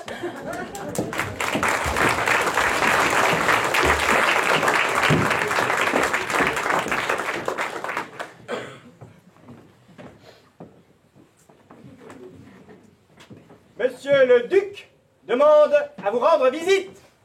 Cette fois, dites-lui que je l'autorise de bon cœur à entrer. Chère Isabelle, je suis resté parti plus longtemps que prévu. Mais pendant mon voyage, je me suis bien occupé de vous. Et l'espoir de vous faire plaisir me dédommageait un peu. Vous m'auriez fait plaisir en restant au château. Votre blessure est à peine fermée. Et j'étais blessé? Je ne me souviens pas. Oh, et la selle me va mieux que la chaise longue. Mais vous, ma sœur, vous me paraissez pâlie et maigrie. Je ne voudrais pas que vous consumiez votre jeunesse d'une façon solennelle et maussade. Mais ne vous inquiétez pas, je connais le remède. Je vous ai trouvé un mari parfait, idéal, charmant, dont vous raffolerez à coup sûr. C'est une cruauté, mon frère, de me persécuter avec vos plaisanteries. Je vous l'ai dit, je ne veux pas me marier. Je ne saurais donner la main sans le cœur et mon cœur n'est plus à moi. Vous changerez de langage quand vous aurez vu le mari que je vous ai trouvé. Jamais, jamais. Je ne pense pas que votre intention soit encore de me forcer. Oh non, je ne suis plus tyrannique. Je vous demande simplement de ne pas repousser mon protégé avant de l'avoir vu. Comtesse de Lineuil, permettez-moi de vous présenter un de mes bons amis, que vous accueillerez favorablement, je l'espère, le baron de Sigognac. Je crois qu'il est temps que j'aille saluer notre père et que je le prévienne de l'arrivée de votre futur époux. À moins que, comtesse, vous refusiez ce gentilhomme. Le refusez-vous? Non, non, non. Chère Isabelle, chaque jour je n'avais une pensée qui me vola vers vous. Et moi, chaque nuit, je vous donnais rendez-vous dans mes songes. Oh là là là là! Eh bien, donnez-vous la main et embrassez-vous! Oh, bon. Qu'ajouter à cela? Ah, la noce fut superbe, hein, comme on se l'imagine. Les jeunes époux, radieux, menaient une vie charmante, toujours plus amoureux l'un de l'autre, et n'éprouvant pas cette usure du temps qui gâte les plus belles existences. Un beau matin, hein, car tous les matins étaient beaux, cela va sans dire. Hein. Un beau matin, donc, Isabelle dit à Sigognac. Ne pensez-vous donc jamais à votre pauvre château en Gascogne? J'y ai songé quelquefois, mais n'ai point osé vous en parler, ne sachant si ce voyage serait de votre goût. Si vous voulez, nous partons demain. Oh mon Dieu, il s'ennuyait. Tiens, le voyage fut rapide et charmant, hein, et au lieu de la triste masure, se dressait un château tout neuf, ressemblant à l'ancien comme un fils ressemble à son père. Sigognac garda quelques minutes de silence. Oh, Isabelle, hein, avait bien comploté. Hein. Soudain, il aperçut son vieux chat Belzébuth qui se traînait jusqu'à lui. La pauvre bête fit des efforts extrêmes, et puis, elle mourut. Et le baron, hein, qui avait si longtemps retenu ses larmes, pleura sans réserve, comme un enfant. Oh. Quand la nuit fut tombée, il prit une bêche, enveloppa le corps du chat, et creusa la terre au pied d'un acacia. Tout d'un coup, le fer de sa bêche prit feu comme s'il eût rencontré un silex. Du coup, Sigognac approcha la lanterne et vit le couvercle d'une espèce de coffre en chêne. La caisse, oh magie, était pleine de pièces d'or et de bijoux très anciens enrichis de pierres précieuses. Comme c'est original. Hein. Il y avait aussi un parchemin sur lequel on déchiffra ces mots. Raymond, quel prénom pourri, de Sigognac. C'était le nom d'un de ses ancêtres. Sans doute avait-il enfoui son trésor et emporté avec lui son secret, et ça suffira pour... La vie est étrange. En mourant, mon pauvre chat m'a fait riche. Il a veillé sur moi jusqu'à ce que vous arriviez, mon ange. À présent, il s'est retiré, n'ayant plus rien à faire puisque vous apportez le bonheur